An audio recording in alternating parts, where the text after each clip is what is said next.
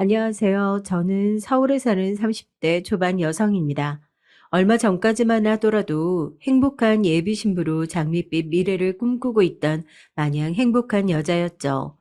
하지만 지금은 이렇게 울면서 이곳에 사연을 쓰고 있네요. 저는 제가 여기 사연을 보낼 일이 절대 없을 거로 생각을 했는데 정말 사람 앞일을 모른다더니 제가 이러고 있을 줄은 정말 상상도 하지 못했습니다. 그러면 이제 제 이야기를 시작해 볼게요. 저는 흔히들 이야기하는 부잣집의 막내딸입니다. 위로는 오빠가 둘 있고 나이 차이도 꽤 나요. 그러니까 늦둥이인 셈이죠.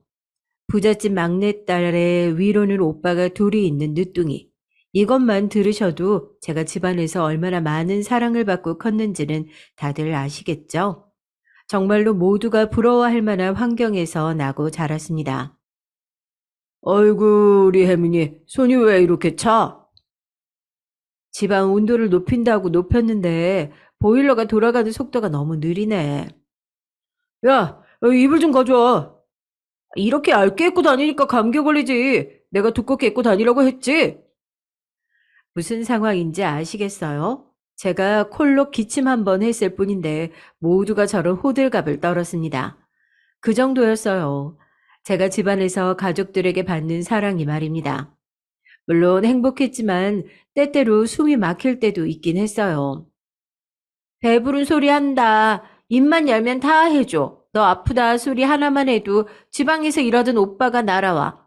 내가 내 주변에서 너보다 더 공주 대접 받으며 사는 애를 본 적이 없어. 그런데 뭐가 그렇게 숨이 막히고 답답해? 친구의 말에 제가 한숨을 푹 쉬었어요. 다들 그렇게 이야기하는데 나도 내 나름대로 고충이 있어. 그러니까 대체 무슨 고충? 어디 드러나 보자? 너무 내 사생활에 간섭을 많이 해. 그랬습니다. 저희 가족은 저를 한시도 가만히 내버려 두지 않았어요.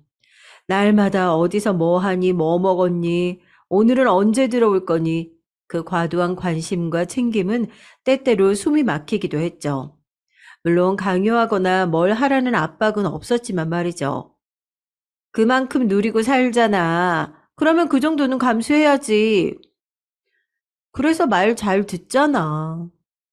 정말로 저는 부모님의 말씀도 잘 듣고 오빠들의 이야기도 잘 들어주는 착한 딸, 착한 동생이었어요.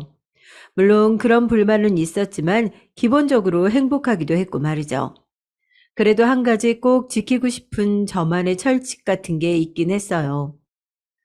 다른 건 엄마 아빠 말 다 들을 건데 결혼은 내가 정말 좋아하는 사람이랑 하고 싶을 때 할 거야.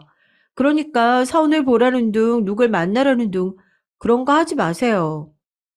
단순히 조건 때문에 누굴 만나보라고 하는 게 아니라 아유 우리는 믿을 만한 집안에 너를 보내고 싶은 거다. 사람 좋고 너를 편안하게 해줄. 그래, 아빠 말이 맞아. 요즘 세상에 얼마나 흉하고 이상한 사람이 많은데. 아유, 우리가 집에 돈이 없니, 뭐가 없니? 사람만 좋고 그 가족들만 좋은 사람이면 어디든 보낼 수 있지. 그런데 그런 사람인지 아닌지 알 수가 없으니까 보증된 사람들로 만나보라는 거지. 조건이 문제가 아니라. 아니, 범죄 저지르고 그런 사람 주변인들한테 물어보면 다들 세상에서 제일 좋은 사람이었다. 법 없이도 살 사람이었다. 이러잖아요. 어떤 사람이나 가족을 겉으로만 봐서는 좋은 사람인지 아닌지 완전하게 알 수 없다니까요. 그러니까 저는 제가 좋아하는 사람이랑 할게요. 이건 절대 포기 못해. 아는 분의 아들을 소개해 주겠다는 부모님의 말씀에 제가 거절하면서 이렇게 이야기했었어요. 결국 부모님은 제 말을 들어주셨죠. 그건 뭐, 혜민이 말도 일리는 있긴 하네. 그 대신 꼭 어떤 사람인지 우리한테도 보여주고 우리가 안 된다고 하면 다시 생각해 보기다. 그건 약속해 줄 수 있지? 대신 조건 같은 걸로 반대하지 않기. 우리가 무슨 조건을 그렇게 본다고 그래. 돈도 없고 학벌도 없어도 돼. 우리가 다 있는데 그게 뭐가 중요해? 남자친구와는 부모님과 그 말을 나눈 지 얼마 되지 않아서 만났어요. 친구의 생일 파티였습니다.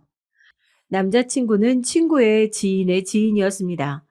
친구와도 잘 모르는 사이였는데 근처에서 술을 마시고 있다가 어떻게 우연히 합석하게 됐어요. 저 그 이어폰 사려고 했는데 음질 괜찮아요? 평소 음악 듣는 걸 좋아했던 제가 여기저기 알아보고 해외에서 직구한 이어폰이었거든요. 그래서 국내에는 그 이어폰 브랜드를 아는 사람이 많이 없었는데 남자친구는 한눈에 알아보더라고요. 원래 취미나 좋아하는 게 같으면 금방 친해지잖아요. 대화가 잘 통하니까요. 그래서 대화를 나누게 됐는데 남자친구는 저와 음악 듣는 취향도 좋아하는 가수도 비슷했습니다. 그 밴드 다음 달에 한국 내한하는 거 알아요? 당연히 알죠. 저 이미 티켓 구매했는데요. 저도 구매했는데. 정말요? 와, 신기하다. 함께 음악이 좋다며 여러 이야기를 나누던 가수가 있었는데 외국 가수였거든요. 그런데 한국에 공연하러 온다는 소식에 정말 어렵게 구한 콘서트 티켓이었는데 남자친구도 그걸 구했다고 하더라고요. 그때 뭔가 운명 같다고 생각했습니다. 저 혼자 가는데 혹시 혼자 가세요? 네, 한 장도 구하기 힘들었어요. 그럼 같이 가실래요? 물론 자리는 다르겠지만. 같이 만나서 공연을 보고 마친 뒤에는 공연에 대해서 함께 얘기를 나누자는 남자친구의 말에 그러기로 했습니다. 사실 좋아하는 공연을 보고 나면 그 뒤에 좋았던 점에 대해서 함께 이야기를 나누는 것도 큰 재미잖아요. 그래서 남자친구가 너무 반가웠던 것 같아요. 그렇게 저희는 함께 공연을 보고 밥을 먹고 즐거운 대화를 나눴죠. 그러는 와중에 서로의 나이나 직장, 학교 같은 기본 정보들을 알게 됐습니다. 남자친구는 의사였어요. 그리고 저보다 3살이 많았고 학교도 제가 나온 학교보다 더 좋은 학교를 나왔더라고요. 뭐 그런 조건들이 남자친구의 호감에 영향을 많이 끼친 건 아니지만 플러스가 되는 면이 없었던 건 아니에요. 제가 생각한 의사들은 대부분 고지식하고 이런 문화에는 관심이 없을 거라는 생각을 했었는데 그런 게 바로 편견이었다는 생각도 들었고 뭐 이런 음악을 좋아하는 사람이 모범생의 의사라는 사실이 굉장히 매력적으로 다가오기도 했고 말입니다. 당연히 서로에게 호감을 느낄 수밖에 없는 상황들이었어요.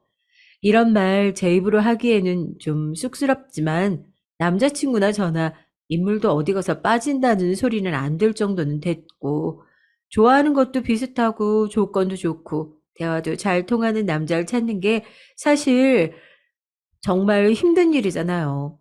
그래서 그날 공연을 마치고 공연에 대해 이야기하며 맥주를 한잔하면서 제가 먼저 말했습니다. 다음에도 한 번 더 만나서 이런저런 이야기하고 싶은데 괜찮으실까요? 하고 말이죠. 남자친구는 씩 웃더라고요. 먼저 말해줘서 고마워요. 어떻게 다음 데이트 신청해야 하나 속으로 대본을 100만 개쯤은 짜둔 것 같은데. 라고 대답하면서 말이죠. 그렇게 저와 남자친구의 만남은 시작됐습니다.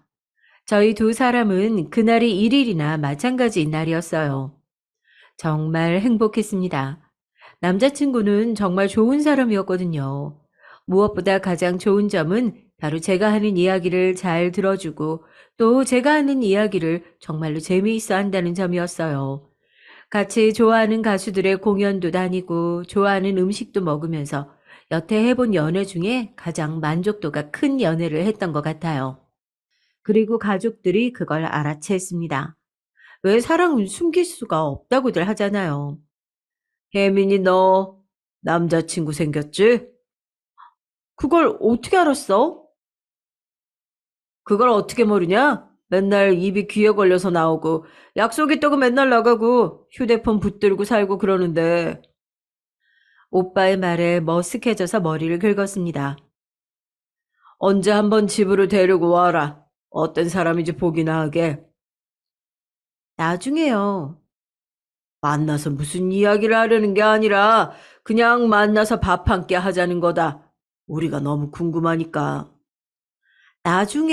나중에요. 제가 웃으면서 몇 번이나 거절했지만 아빠와 오빠는 계속해서 집으로 데리고 오라는 소리밖에는 안 하시더군요. 귀한 딸이 어떤 남자를 만나고 다니는지 너무 궁금하셨나 봅니다. 저는 그 상황에 못 이겨서 넌지시 남자친구에게 이 이야기를 전했어요. 그런데 오빠가 부담스러우면 안 만나도 돼. 결혼하라거나 뭐 그런 무거운 만남 아니고 가볍게 밥 한번 먹자는 건데 이게 오빠로서는 가볍게 생각이 안 될 수도 있으니까. 그런 제 말을 가만히 듣고 있던 남자친구가 씩 웃더군요.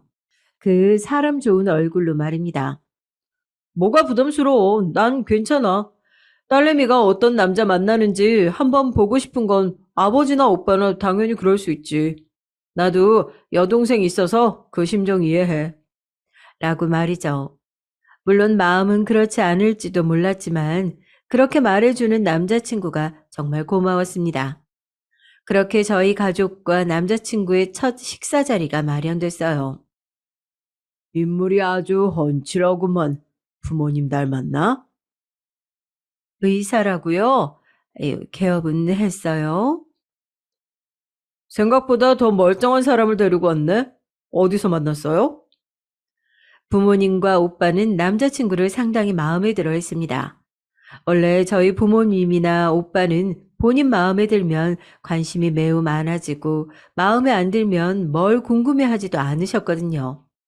질문을 많이 한다는 것 자체가 남자친구가 상당히 마음에 들었다는 증거였어요.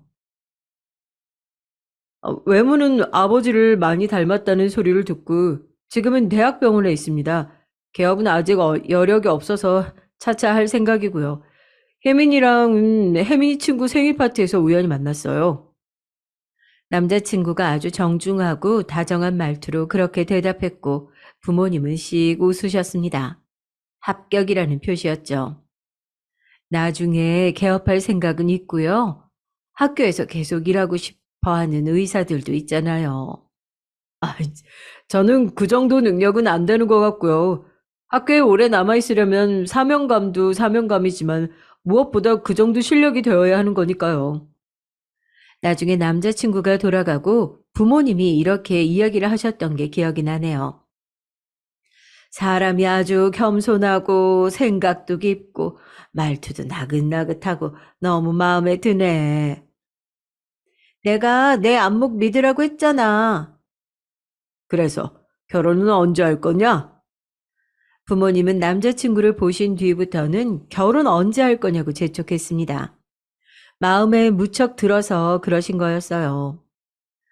요즘 그런 남자 귀하다. 그러니까 얼른 날 잡어. 쓸데없이 연애 길게 하고 그러지 말고 결혼부터 해. 응? 내가 봐도 괜찮더라. 하면서 말이죠. 물론 그 말을 남자친구에게는 전하지 않았어요. 부담스러워할 거로 생각했거든요. 그런데 남자친구는 제가 집에서 결혼을 재촉받고 있다는 사실을 이미 알고 있었습니다. 자기 혹시 나랑 결혼하기 싫어? 아니, 갑자기 그런 소리를 왜 해? 아니, 집에서 결혼하라는 이야기 듣는다며. 그런데 나한테는 아무 말도 없어서. 오빠가 그걸 어떻게 알아? 알고 봤더니 저희 큰오빠와 연락을 주고받는 사이더라고요. 두 사람이 친하게 지낸다는 사실에 너무 놀랐었습니다. 저는 혹시 남자친구가 기분이 나쁘지 않을지 걱정했지만 오빠들은 그럴 수 있다며 또 사람 좋게 웃어 넘기는 남자친구를 보며 아, 결혼할 거면 이 사람과 해야겠구나 확신을 가졌던 것 같아요. 그렇게 저희 두 사람의 결혼은 진행이 됐습니다. 그런데 남자친구는 고민이 있어 보이긴 했어요. 그래서 어느 날 제가 물었습니다. 이제 결혼까지 하기로 한 사이에 나한테 못할 말이 어디 있어? 제 말에 남자친구는 조금 망설이더니 말을 하더군요. 사실 우리 어머니가 조금 유난스러운 면이 있으셔. 나는 그게 너무 걱정이 돼. 라고 말이죠. 남자친구의 어머니는 남자친구가 의사가 된 게 정말 이제 엄청난 업이라고 생각한다고 말이죠. 그만큼 아들이 자랑스러우신 거지. 그 정도가 아니셔. 내가 정말 대단한 집에 대단한 대접받고 장가가길 바라시거든. 우리 집 정도로도 눈에 안 찰까? 제가 진지하게 물었어요. 그랬더니 남자친구는 고개를 격하게 가로젓더군요. 아니, 차고 넘치지. 그런데 만약에 자기네 집이 이 정도로 잘 사는 걸 아시면 아마 어머니는 점점 더 많은 걸 요구하실 거야. 그러니까 적당히 괜찮은 정도로만 이야기하는 게 좋을 것 같아. 다 이야기하지 말고. 그러니까 남자친구 말은 저희 집이 이렇게 부자인 걸 남자친구의 어머니가 아시면 아주 많은 것들을 달라고 하실 것 같으니까 그 정도는 아닌 걸로 이야기하자는 거였습니다. 사실 어느 정도를 예단이나 혼수로 달라고 하실지 감이 안 잡히긴 했지만 저는 결혼의 허례허식 같은 걸 싫어하는 타입이었거든요. 그런 남자친구도 마찬가지였고 말입니다. 그래서 남자친구의 그 의견에 동의했어요. 그리고 처음 남자친구 부모님께 인사를 간 날 그러기로 한 걸 너무 다행이라고 생각했습니다. 그래, 아버님이 사업을 하신다고? 얼마나 크게 하시나? 아, 엄청 크게 하는 건 아니고 그냥 조금 여유로운 정도예요. 1년에 얼마 정도 버시는지 이런 건 알 거 아니니? 자식들한테 그런 이야기를 안 해주시니까 잘 몰라요.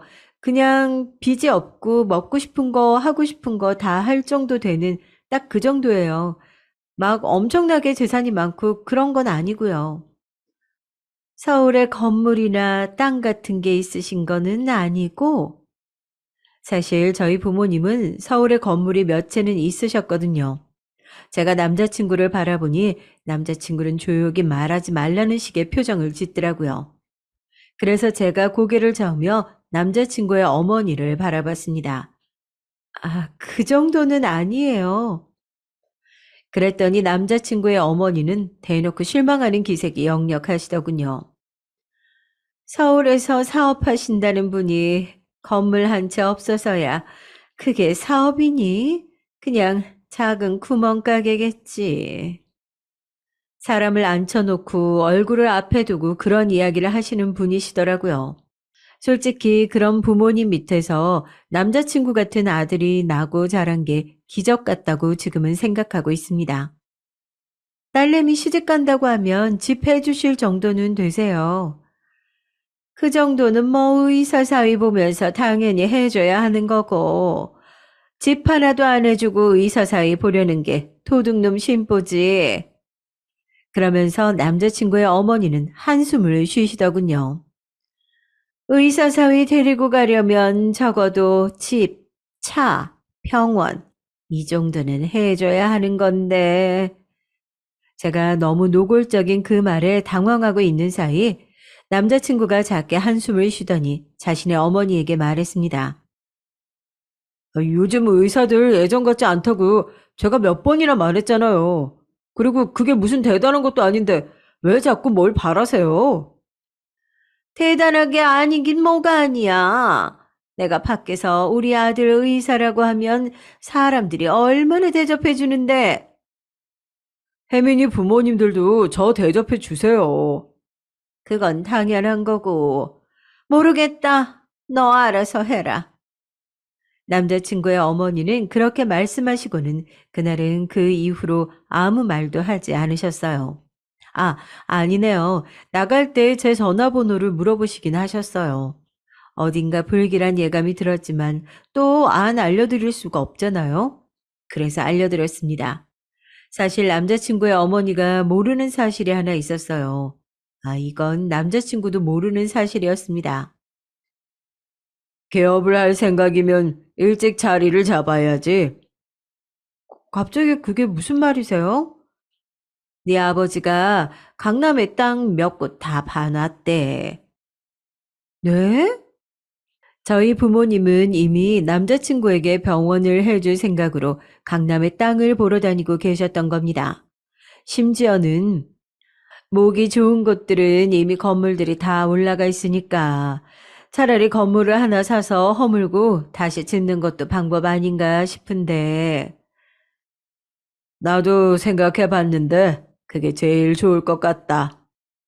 마음에 드는 자리에는 이미 오래된 건물이 하나 있다며 그 건물을 사서 허물고 새 건물을 짓겠다는 엄청난 이야기를 하시는 바람에 제가 뜯어 말렸어요. 나중에 필요하면 이야기하겠다고. 지금은 너무 과하다고 말입니다.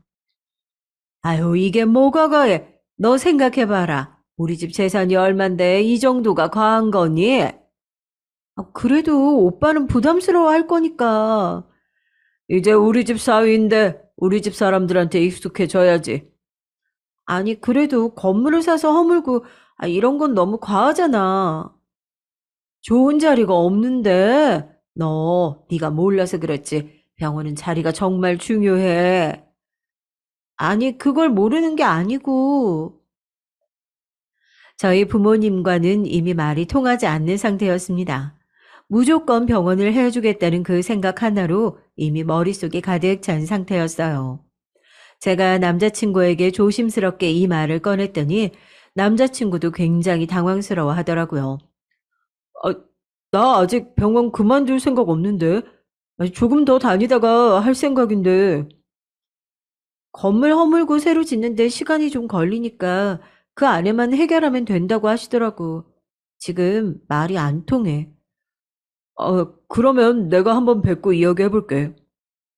하지만 남자친구의 설득도 소용이 없었어요. 요즘 시대가 어느 시대인데 개업하려면 빨리 해야 한다. 그리고 우리 가족이 되는 건데 이런 걸로 부담스러워 할 필요 없다. 우리는 정말 가진 게 돈뿐이다 하면서 남자친구를 설득했습니다. 남자친구는 여전히 부담스러워했지만 그렇게까지 말하는 저희 부모님을 이길 재간이 없었어요. 결국은 반쯤 동의를 하고 그 대화가 끝이 났어요. 대단하시지? 어, 장난 아니시다. 집도 무슨 150평짜리를 봐두신 걸 내가 말리고 말려서 반쯤 되는 걸로 줄였어. 신혼인데 넓은 집에 살면 손주 늦게 보실 수 있다는 말에 결국 져주시더라. 제가 고개를 절레절레 저으며 한숨을 쉬었어요. 남자친구는 이런 집은 정말 듣지도 보지도 못했다면서 부담스럽지만 친구들이 들으면 배부른 소리 할 것 같다며 아무에게도 말을 하지 못할 것 같다고 하더군요. 그냥 그렇게 웃어 넘겼습니다.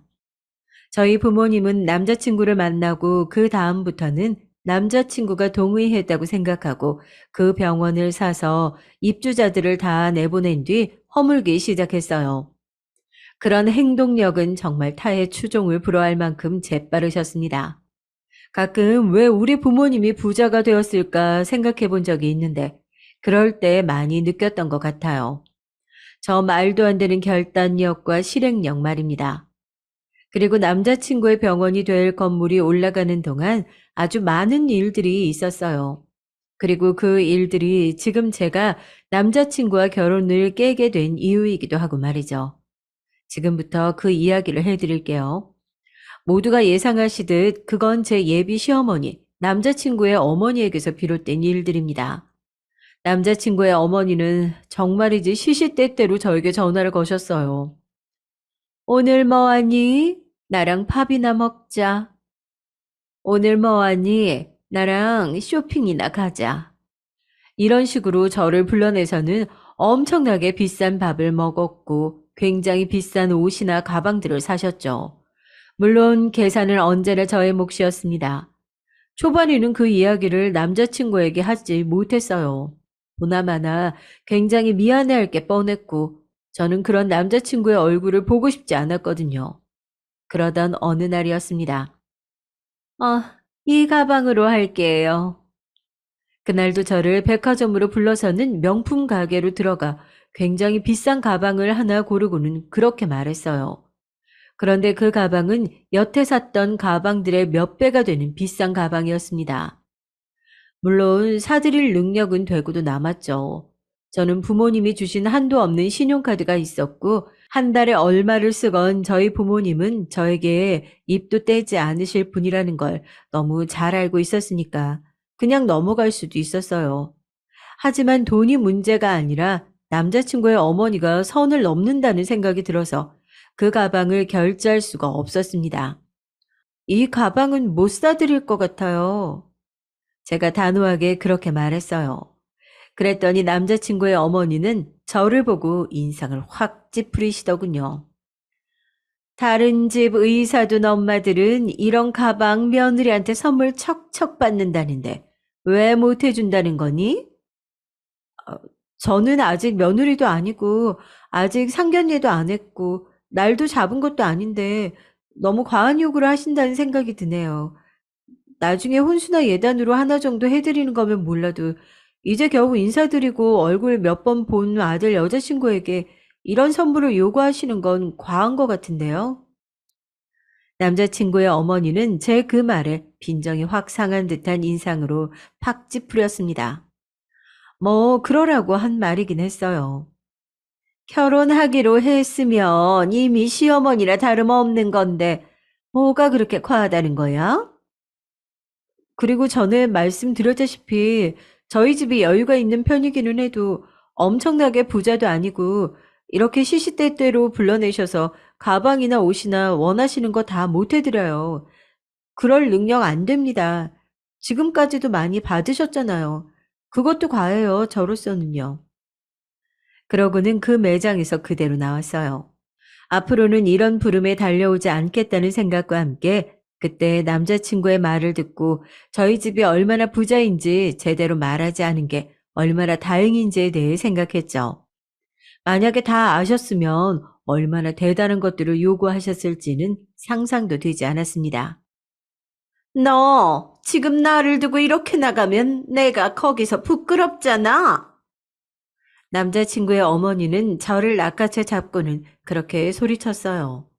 지금 여기서 이렇게 소리를 쳐서 사람이 다 쳐다보게 만드는 게 더 부끄러운 건데 말이죠.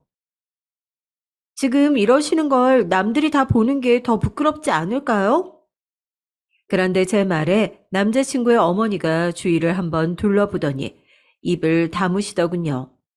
그러고는 저를 괴롭히는 방향이 조금 바뀌셨어요. 집으로 좀 와라. 어느 날은 그렇게 말하고는 전화를 바로 끊으시더라고요. 뭐 원래 해왔던 것처럼 밖에서 만나자는 게 아니라 집으로 오라는 말에 갔습니다. 무슨 일이 있나 싶어서 말이죠. 하지만 아니었어요. 오늘 집안일 좀 도와. 정말 예상치도 못한 요구라 당황한 얼굴로 그저 멍하니 남자친구의 어머니를 바라보고 있었습니다. 남자친구의 어머니는 너무 당연한 이야기를 하듯 말을 이어갔어요. 결혼하면 어차피 네가 해야 할 일들인데 미리 배운다고 생각하고 하거라. 그 말에도 제가 가만히 서 있자 남자친구의 어머니는 버럭 소리를 질렀어요. 뭘 그렇게 멀뚱히 서 있어. 빨리 안 도와주고. 그 말에 화들짝 놀라 저도 모르게 일을 시작했던 것 같습니다. 앞에서도 이야기했지만 저는 손에 물 한 방울 제대로 묻혀보지 않고 곱게 키워졌어요. 부모님의 사랑만 받으면서 말입니다. 그러니 뭐 제대로 할 수 있는 게 있겠어요? 실수만 하고 못하고 그랬죠. 그러니 남자친구의 어머니는 화가 제대로 나셨고요. 너는 대체 그 나이 먹도록 이런 것도 하나 못하고 어떻게 살았니? 안 해도 됐으니까요. 그리고 안 해도 되니까요. 라는 말이 목 끝까지 차올랐지만 삼켰습니다. 그리고 하루 종일 일하고 집으로 돌아오는 내내 많은 생각을 한 것 같아요.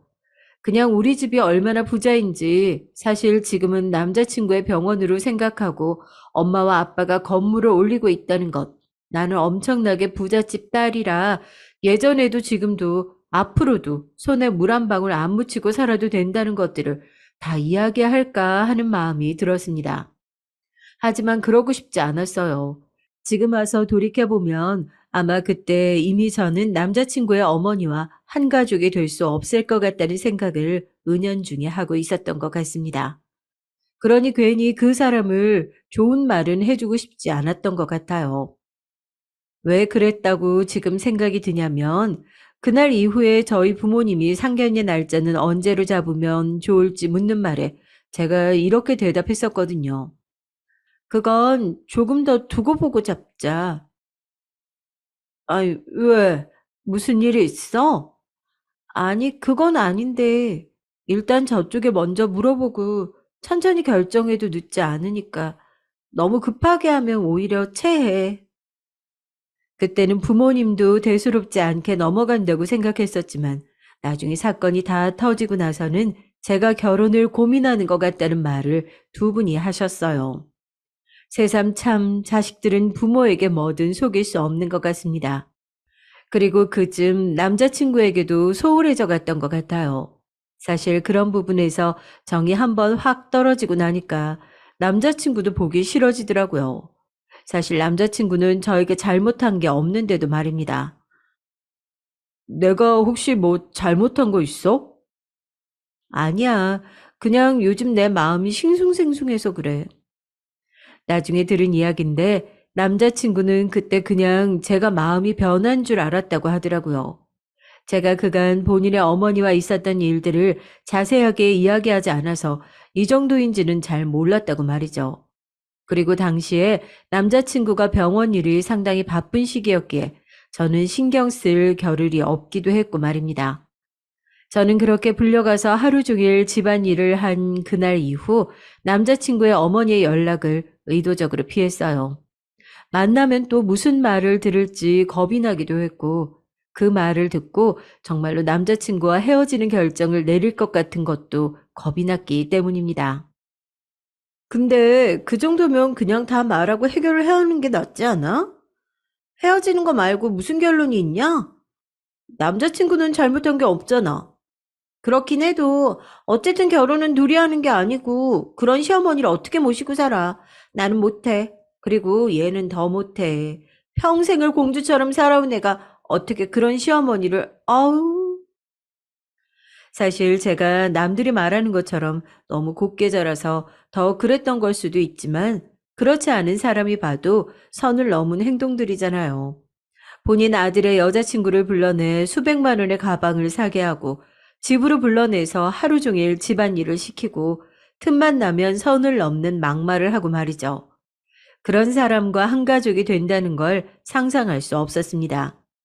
남자친구에게는 정말 미안하지만 말이죠. 제 생각이 어느 정도 정리가 된 다음 남자친구에게 이야기했어요. 더는 힘들 것 같다고 말이죠. 남자친구는 예상을 하고 있던 상태였습니다. 자기가 요즘 나를 대하는 거나 결혼에 대해서 미적지근한 반응이어서 어느 정도는 예상하기는 했어. 그래도 자기야, 한 번만 더 생각해 보면 안 될까? 아니면 난 결혼 아니라 자기랑 연애만 해도 좋아. 그 말에 흔들린 건 사실이었어요. 사실 남자친구와 저는 그동안 쭉 괜찮았으니 그럴만 하긴 했어요. 하지만 그런 흔들리는 마음을 굳건히 만들어준 일이 그 후에 생겼죠. 요즘 왜 이렇게 연락이 안 되니? 너 우리 애랑 결혼 안 하기로 한 거니? 남자친구의 어머니가 저희 집으로 찾아온 겁니다. 저번에 한번 어디 사냐고 물어봐서 지나가듯 이야기한 적이 있었는데 그걸 기억하고 있었던 거예요. 남자친구의 어머니는 저와 제 가족이 사는 그 아파트를 잠시 올려다보더니 말하더군요. 네가 이야기한 여유가 어느 정도인지는 모르겠지만 내가 여기 오면서 한번 알아보니까 이 아파트가 정말 어마어마하게 비싸더구나. 그냥 여유 있는 정도로는 못 사는 집 같던데. 정말 기가 막힐 노릇이었습니다. 그냥 찾아온 것도 아니고 오는 길에 부동산 같은 곳에 들려서 이 집의 시세와 어떤 사람들이 사는지 그런 것들도 이미 다 알아보고 온 것 같더라고요. 그 노골적임과 치밀함에 소름이 돋을 지경이었죠. 그 순간 속으로 생각했던 것 같습니다. 아, 저런 사람과는 절대 한 가족이 될 수 없을 것 같다고 말이죠. 일단 어디 가셔서 이야기하시죠. 그 마지막을 이야기하기 위해서는 자리를 옮겨야 한다는 생각에 근처 커피숍으로 안내를 했어요. 그러고는 커피를 시키고 가만히 입을 다물고 있었습니다. 어디서부터 어떻게 이야기해야 할지 모르겠더라고요. 5억. 그런 저에게 남자친구의 어머니가 먼저 말을 꺼냈습니다. 제가 무슨 소리인가 해서 고개를 번쩍 들었어요. 시어머니는 어딘가 웃는 듯한 얼굴로 다시 한번 말을 했습니다. 5억. 네? 갑자기 5억은 무슨... 제 질문에 인상을 살짝 찌푸리더니 말씀을 이어가시더군요. 저런 집에서 5억 정도면 뭐 충분히 가능한 거 아니니? 그리고 의사 사위 보면서 그 정도는 해야지. 순간 사고가 제대로 되지 않아서 멍했는데 그러니까 지참금을 이야기하고 있는 거였어요. 제가 기가 막혀서 헛웃음이 나왔습니다. 제가 무슨 어디 남편 사서 결혼해야 할 정도도 아니고 그리고 오빠가 어디 팔려가는 것도 아니고 이렇게 노골적으로 돈으로 사람을 두고 흥정을 하시면 어떡해요? 그때는 이제 이 결혼 없던 걸로 할 거니까 막 나가자는 심정으로 말을 더 막 한 것도 있어요. 당연히 남자친구의 어머니는 제 말에 열이 받으신 듯 보였고 말이죠. 뭐? 내가 지금 내 아들로 장사하는 것 같니? 그러면 아니세요? 의사 아들로 한탕 해보려는 거 아니면 어떻게 사사건건 이렇게 돈돈 하면서 아들 결혼으로 한몫 챙길 생각부터 하시냐고요. 너 내 아들이랑 결혼 안 할 거니? 그래서 이렇게 막 나가기로 한 거야? 그 말에 제가 살짝 크게 소리를 질렀습니다. 네. 그런 제 대답에 남자친구의 어머니가 놀란 듯 움찔했어요. 안 해요. 아무리 생각해도 어머니 같은 분이랑 가족 될 수 없을 것 같다는 결론을 내렸습니다.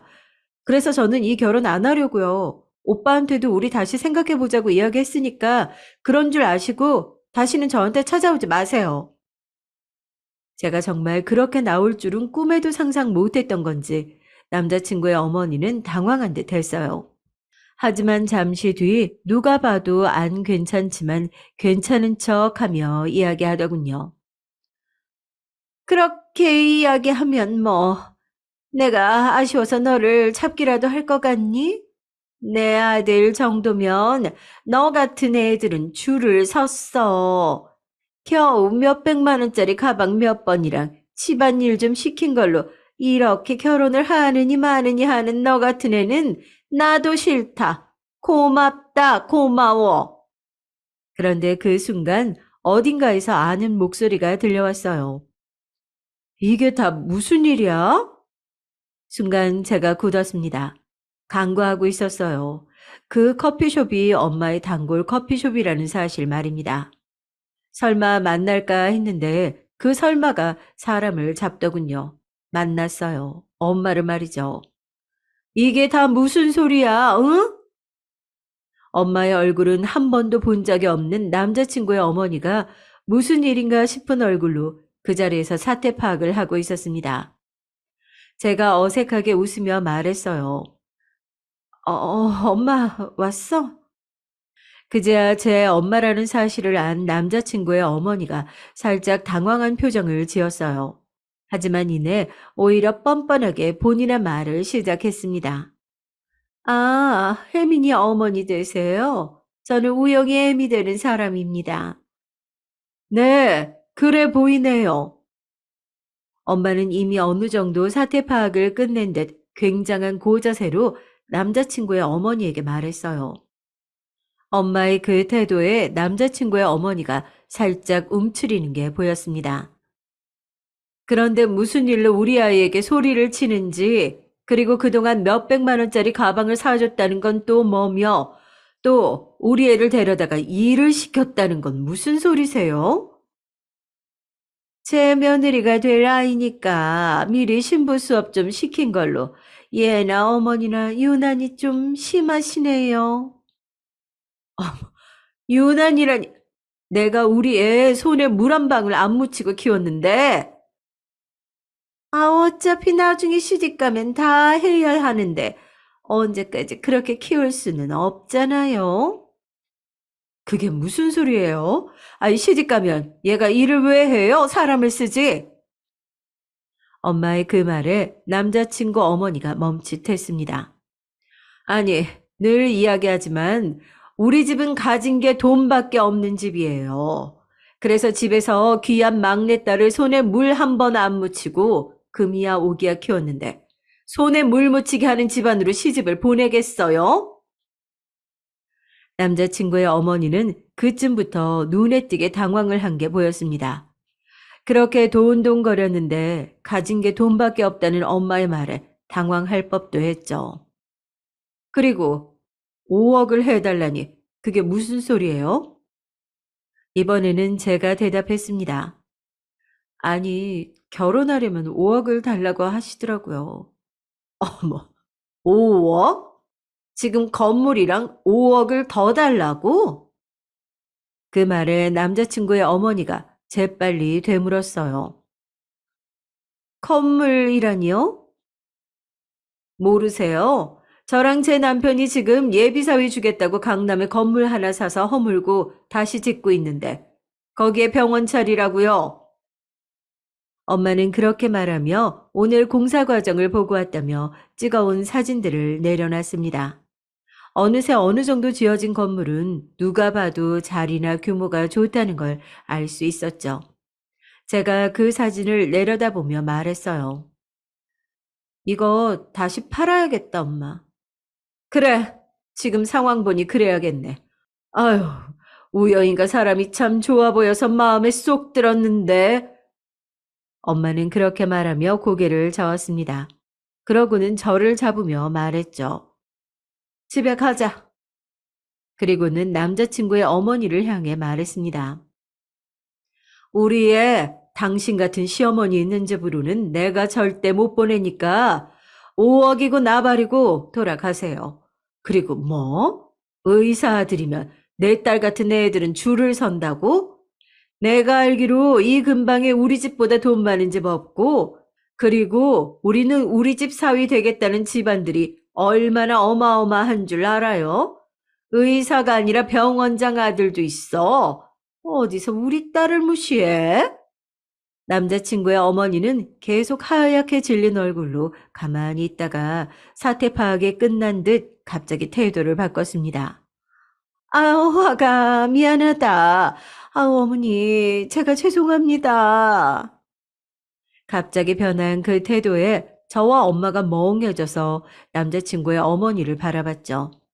남자친구의 어머니는 심지어 그 자리에서 무릎까지 꿇으셨어요. 내가 너무 잘못했다.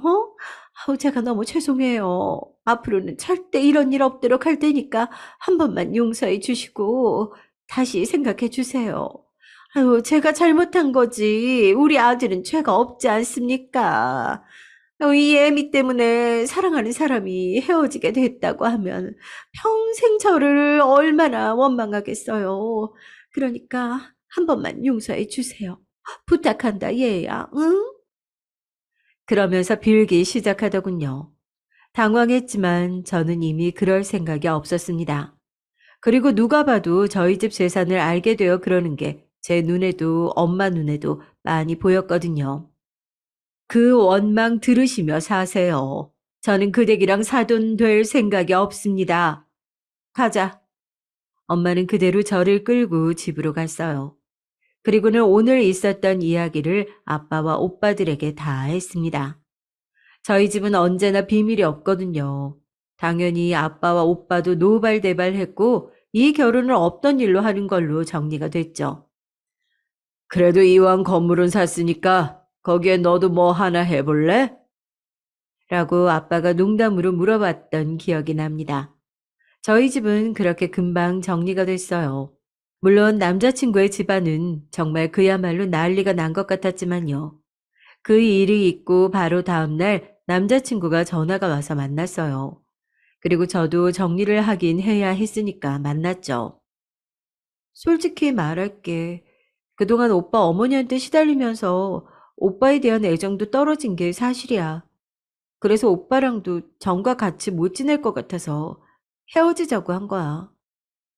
제 이야기를 듣더니 남자친구도 이해한 것 같았어요. 네 심정이나 마음도 충분히 이해하고 또 그럴 수 있다고 생각해. 그런데 우리 그동안 너무 좋았잖아. 난 어디로 가서도 너같이 나랑 말도 잘 통하고 좋은 여자는 못 만날 것 같거든. 결혼은 안 해도 돼. 연애는 하자, 응? 저는 사실 완전히 헤어질 생각으로 나갔지만 그 말을 들으니 또 흔들렸어요. 사실 남자친구의 말처럼 이렇게 대화 잘 통하고 서로 맞는 사람을 만나는 게 쉽지 않은 일이긴 했으니까요. 하지만 그런 생각마저도 얼마 가지 못했어요. 내가 정말 잘못했다. 다시 한번 생각해주면 안 되겠니? 어? 내가 우리 아들 볼 면목이 안 서서 그래. 만약에 네가 죽은 듯이 살라면 죽은 듯이 살고 평생 얼굴 보지 말자고 해도 그렇게 하마. 제발 파혼 이야기만은 하지 말아다오, 응? 누가 봐도 아들을 위해서가 아니라 저희 집 재산이 아까워서 다시 한번 빌려온 남자친구의 어머니 모습에 저는 저 사람과 엮여서는 안 된다는 생각이 강해진 겁니다. 그리고 그날 저희 집에 찾아왔을 때 그러고 돌아가면서도 주위에 저희 집이 얼마나 잘 사는지 다 물어보고 갔다는 이야기를 엄마가 들었다고 하더라고요. 그런 사람들은 상종을 해서는 안 돼. 절대 다시 만날 생각하지 말거라. 애가 아까워도 어쩔 수가 없어. 온 가족이 결사반대를 하고 나섰기도 했고요. 남자친구와 저는 그렇게 헤어졌어요. 물론 저를 더 잡아볼 생각이 있는 듯 했으나 가족까지 나서서 이 만남을 반대하고 나선다는데 남자친구도 더 할 말이 없어 보였어요. 그리고 저희가 완전히 헤어지기로 하고 나서 남자친구 어머니에게 전화가 한 번 더 오긴 했어요. 제가 절대 만나지 않겠다고 하니까 그럼 통화라도 하자고 해서 했던 통화였습니다. 다시 한번 생각해 줄 수는 없겠니? 저보다 나은 여자가 줄을 선다고 했으니까 거기서 찾으시고 저는 이제 그만 놔주세요.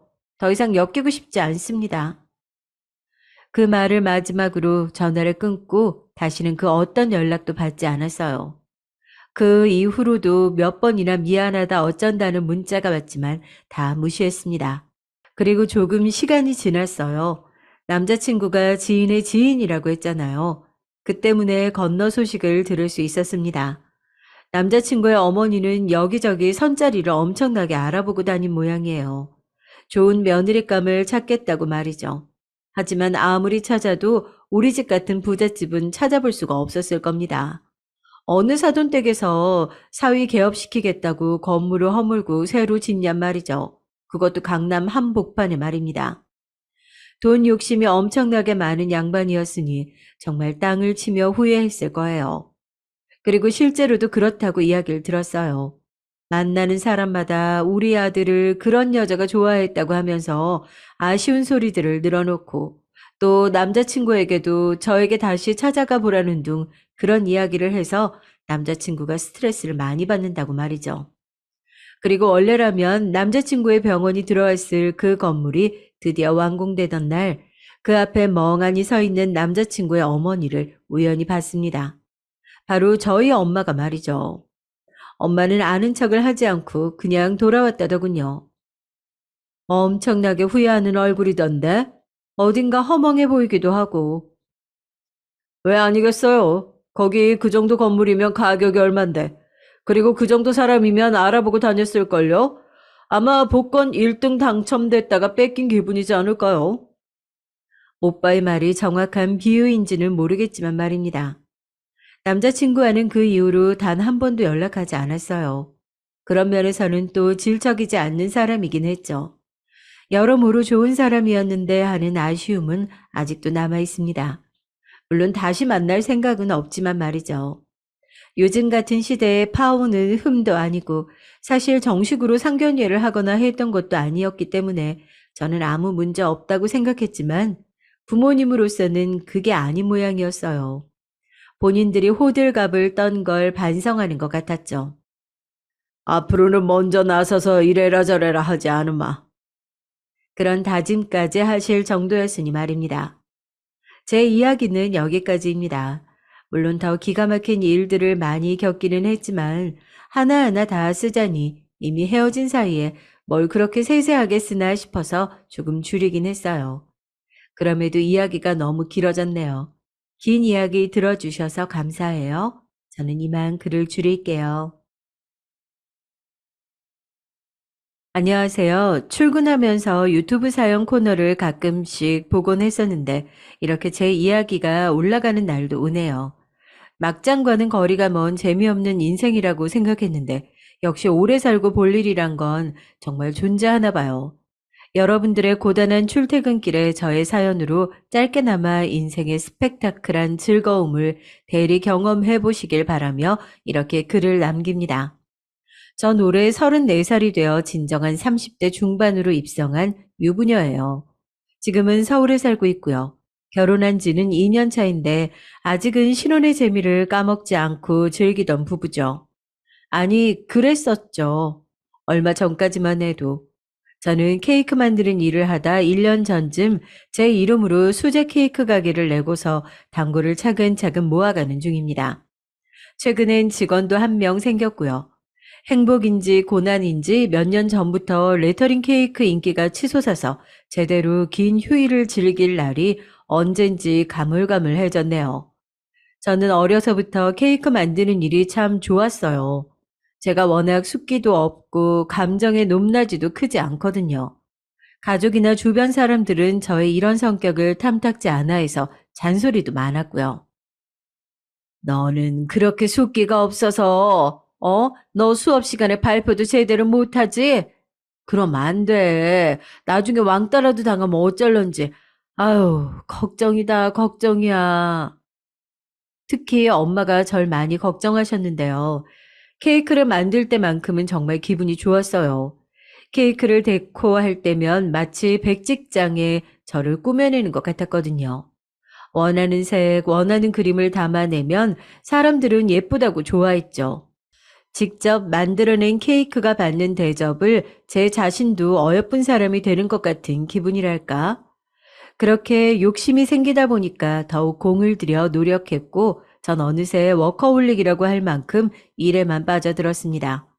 물론 손님들의 불평이라든지 이런 것들이 때론 가혹하게 느껴질 때도 있지만 그래도 일의 소중함을 아는 입장이다 보니까 뭐든 긍정적으로 잘 헤쳐나가려고 노력하고 있고요. 그래도 일 외에 유일한 낙이 있다면 녹초가 된 채로 집에 가면 주차장부터 나와서 짐을 들어주러 온 남편 얼굴을 보는 거였어요. 뭐랄까, 남편은 너무나 사랑스러운 사람이었죠. 저와는 완전히 정반대의 사람이었어요. 시어머니는 남편이 아직 철이 안 들어서 미안하다고 하셨지만 전 그게 좋았거든요. 강아지 같은 모습에 매일 감정 표현을 넘치듯이 하고 자존심 부릴 줄도 모르고 특유의 해맑음으로 항상 웃게 만드는 사람. 무슨 일이든 묻어낸 편이던 저와는 반대였어요.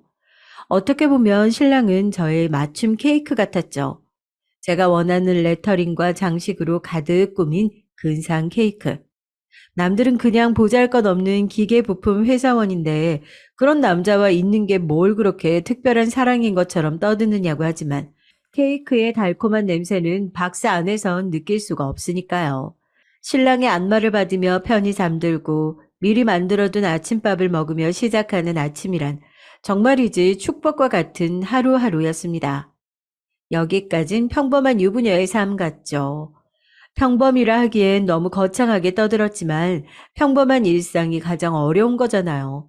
저런 소중한 시간들이 저에겐 당연하게 느껴질 정도로 일상적인 루틴이었거든요. 그리고 사건은 이때 시작됐습니다. 4달 전쯤 갑자기 모르는 번호로 전화가 왔어요. 주희 언니, 깜짝 놀랐지? 나야 보람이. 잘 지냈어? 저보다 10살 어린 사촌 동생이더라고요. 원체 애가 싹싹하고 정이 많아서 사랑받던 아이였어요. 게다가 시골에 사시는 저희 부모님에게 때마다 찾아갈 정도로 유난히 잘 해줘서 내심 고마움을 느끼던 동생이었죠. 그 고마움에 어릴 때 짧게나마 과외를 해줬었는데 대학교를 들어간 이후론 통 보지 못했네요. 보람아, 이게 얼마만이야 정말로. 번호 바꿨어? 어, 졸업하면서 바꿨지. 이제 좀 보자, 언니. 동생은 며칠 후 제 가게로 찾아왔어요. 알고 보니 제가 가게 열었다는 소식을 친정 엄마한테 듣고 온 거라고요. 가까운 사람 중에 이런 가게를 하는 사람이 없어서 신기했나 봐요. 한참 안을 둘러보며 조잘조잘 떠들던 동생은 레터링 케이크를 주문하고 싶다고 말했죠. 저는 흔쾌히 그냥 해주겠다고 말했어요.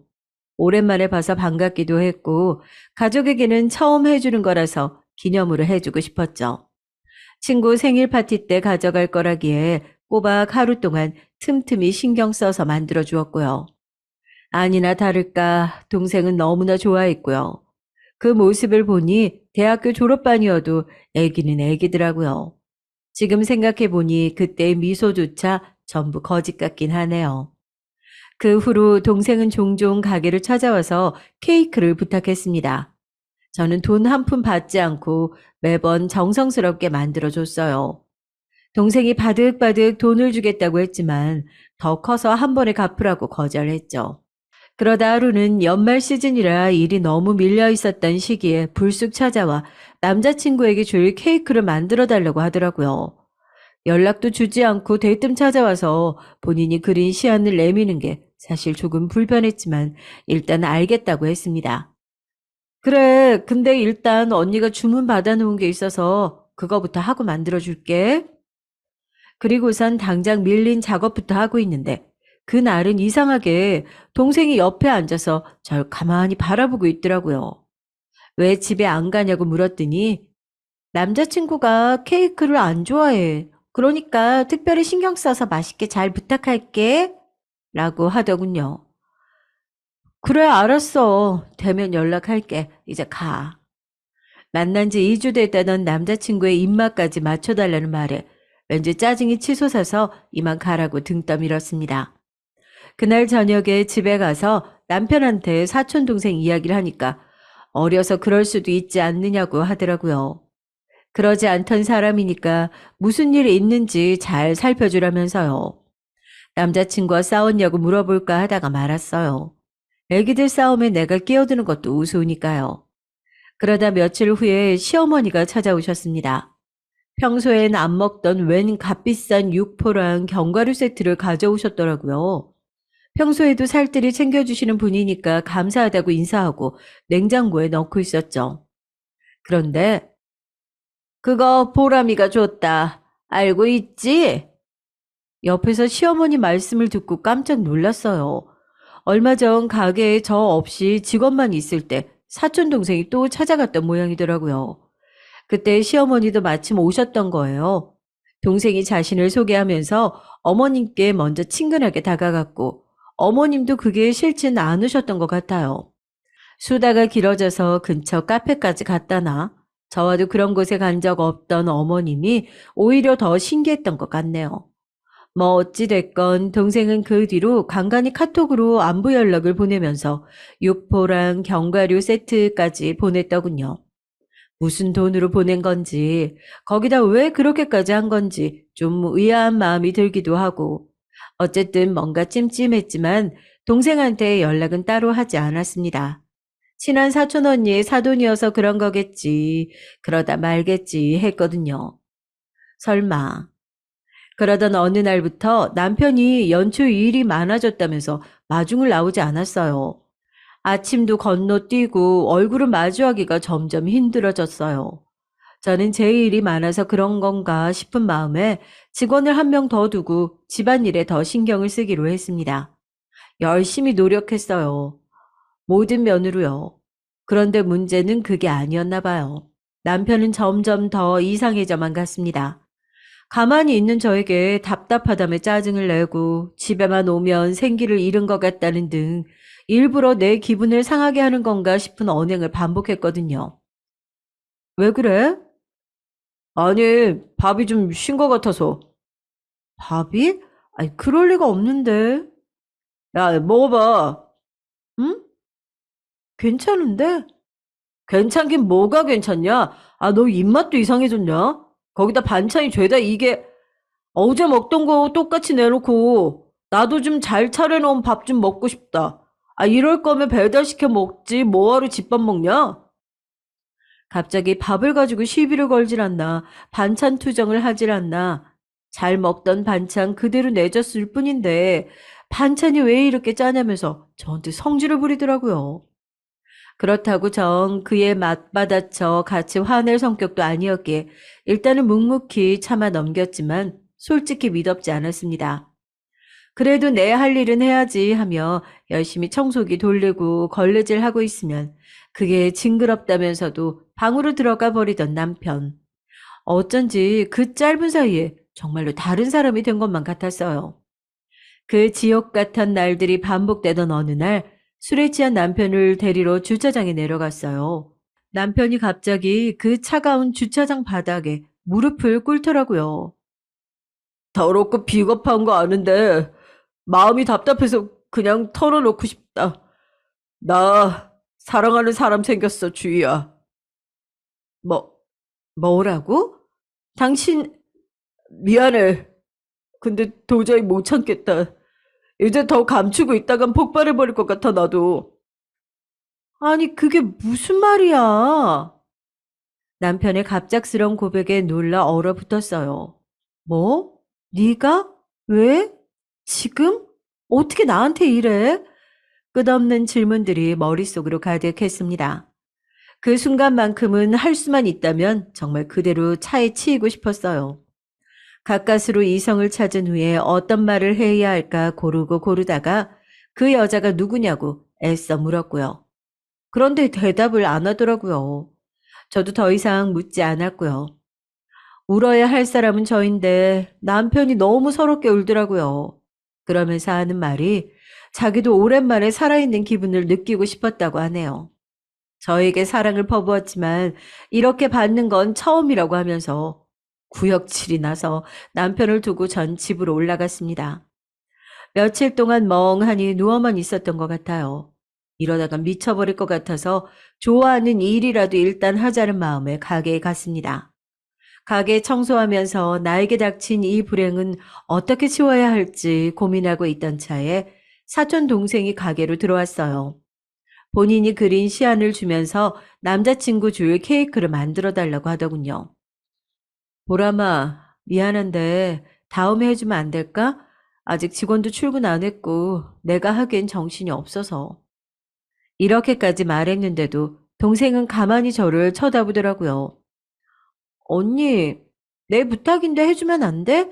한 번만, 정말 한 번만. 저는 더 이상 상대하기 싫어져서 그냥 지금 해주겠다고 했어요. 가장 작은 사이즈로 바로 구워줬죠. 동생은 그 시간 내내 테이블에 앉아서 핸드폰만 바라보고 있었습니다. 남자친구와 또 싸우는 건지 신경질적으로 폰을 내려놨다 쳐다봤다 반복하면서요. 몇 시간 후 얼추 케이크를 완성하고서 그 위에 사촌동생의 이름을 쓰고 있었어요. 이어서 남자친구의 이름을 쓰려고 다시 시안을 봤는데 전 그대로 얼어붙을 수밖에 없었습니다. 남편의 이름이었거든요. 그제야 제가 정신없이 쓴 레터링 문구를 다시 봤습니다. 이대로 영원히 사랑하자 우리. 사촌 동생이 다가와서 작게 말을 이어가더라고요. 어쩔 수 없었다고. 일부러 시작한 건 아니지만 만남을 이어간 건 다분히 의도적이었으니 욕을 해도 좋다고. 이어진 동생의 이야기는 가히 충격적이었습니다. 처음엔 제 카톡 프로필에 남편이 해주었던 이벤트와 선물들을 보며 궁금했대요. 언니처럼 무뚝뚝하고 재미없는 사람이 어떻게 이렇게나 사랑받고 있는 건지 제가 신혼생활에 대해 별말 안 하니까 사실 전부 거짓말이 아니었는지 의심도 되고 그러다 제가 케이크를 만들고 있었을 때 남편에게 전화가 오자 대신 동생이 대신 받았대요. 그런데 사촌인 자신에게까지 다정하게 인사하는 말투에 인간적인 호감이 생겼고 그대로 언니에겐 아직 말 못한 고민이 생겼다며 따로 만나자고 했다더라고요. 그렇게 된 거야. 실제로 만나니까 더 좋아졌고 언니가 왜 그 사람이랑 결혼까지 한 건지 알 것 같고 네, 그렇게 두 사람의 운명적인 만남이 시작됐던 겁니다. 동생은 자신은 별거 한 거 없고 최선을 다해 사랑해주기만 했대요. 자신이 어려서 또는 예뻐서가 아니라 그냥 열심히 정성 들여 사랑해준 거라고. 남편과 동생은 저와 가족이었던 서로를 너무나 쉽게 받아들였고 또 가족이었던 저를 너무나 쉽게 버린 거였습니다. 만들었던 케이크를 사촌에게 던지고 싶은 마음을 꾹 참고 물었어요. 도대체 나한테 왜 이러는 거냐고. 작정했다고밖에 설명이 안 된다고. 그런데 그게 맞대네요. 동생은 어릴 적부터 저를 좋아했지만 아무리 표현해도 무덤덤한 제가 이상하게 얄밉고 미웠대요. 분에 넘치는 다정한 부모님과 주변 사람들이 있지만 저는 받을 줄밖에 모르는 사람 같다고요. 그래서 사랑을 바라고 받을 줄 알고 다시 갚을 줄도 아는 자기가 그 자리를 대신하고 싶었대요. 그게 말이 돼? 왜 말이 안 돼? 난 언니가 너무 믿고 싫었는데? 우리 엄마 아빠가 널 얼마나 챙겼는데 해마다 네가 우리 집 김치 좋아한다고 내가 김치 갖다 나르고 소세지 반찬 좋아한다고 하면 그거 해주고 그런 건 전부 까먹었니? 까먹고 이제 와서 내 남편을 뺏어간 거야? 동생은 어릴 적 고모가 이혼하셨고 그 뒤로 고등학생 때부터 어린 나이에 혼자 자취를 했어요. 그래서 저희 부모님이 더 챙겨주셨던 것도 있어요. 그런데 동생이 저한테 이런 생각까지 하는진 몰랐습니다. 가족이라 생각했는데 그건 저만의 생각이었나 봐요. 제가 우르르 말을 쏟아내다 그냥 더 할 말이 없어서 가만히 있었는데 동생은 그 모습마저 꼴보기가 싫다고 하더라고요. 그러면서 지금 남편은 저한테 너무 과분하다면서 남편에 대해 아는 게 뭐가 있냐고 제게 물었죠. 언니, 남편은 케이크 싫어해. 언닌 그걸 좋아해서 업으로 삼지만 난 그 차이라고 생각해. 언니와 언니 남편은 달라도 너무 다른 사람들이야. 반대로 오빠랑 나는 아주 섬세한 결까지 잘 맞는 사람들이고. 그러니까 언니가 물러서 줘야 하지 않겠어? 저는 그저 말없이 동생을 밖으로 밀어내고서 케이크를 전부 쏟아버리고 집으로 돌아갔어요. 남편이 퇴근할 때까지 불 꺼진 방에서 혼자 앉아서 기다렸습니다. 저녁 때 돼서야 돌아온 남편은 제 눈치를 슬슬 보면서 평소처럼 옷을 갈아입으러 갔고요. 그 모습을 보자 하니 이상하게 속 안에서부터 역류하는 기분이 들었습니다. 남편은 제가 바람을 알고도 이 집을 떠나지 않을 거란 걸 이미 안다는 듯한 느낌이 들었거든요. 저는 식탁으로 옮겨 앉고선 남편에게 왜 보람이를 만나러 갔냐고 물었어요. 사색이 된 남편은 주희, 네가 그랬잖아. 동생에게 잘해주고 싶다고. 다 널 위해서 그런 거야. 동생이 오랜만에 찾아온 거엔 뭔가 이유가 있을 거라고 생각을 했지. 너한테 못하던 고민이나 걱정이 있다면 나에겐 하지 않을까? 그래서 도움을 줄 게 있지 않을까 했던 거야, 난. 보람이가 얘기 안 해? 그 순간 남편 입에서 보람이란 말이 나오자 저는 움찔했고 자신의 말 실수를 깨달은 남편은 고개를 푹 숙이더라고요. 남편은 미안하다는 말만 반복하며 시간을 달라고 했습니다. 어이없어서 웃음이 나더라고요. 나에겐 아무도 상처를 준비할 시간, 나을 시간, 되갚을 시간도 주지 않는데 난 내 마음을 찢고 도려낸 사람들에게 이별할 시간도 줘야 한다니. 아니 무슨 말을 해야 할까 고민하다가 내뱉은 질문은 지금 생각해도 웃기네요.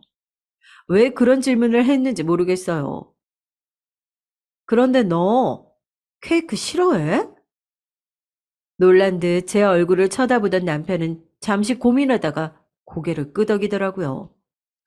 저는 다음날 바로 시댁을 찾아가 모든 걸 말했습니다. 남편이 여자를 만나고 있는데 그게 심지어 저의 사촌 동생이라고요. 당신들에게 치댔던 바로 그 동생이라고. 시어머니는 잠시 놀라서 아무 말씀 없으시다가 배우신 양반이라 그런 건지 같은 여자여서 그런 건지 모르겠지만 저의 모든 감정을 이해해 주시는 것 같았어요.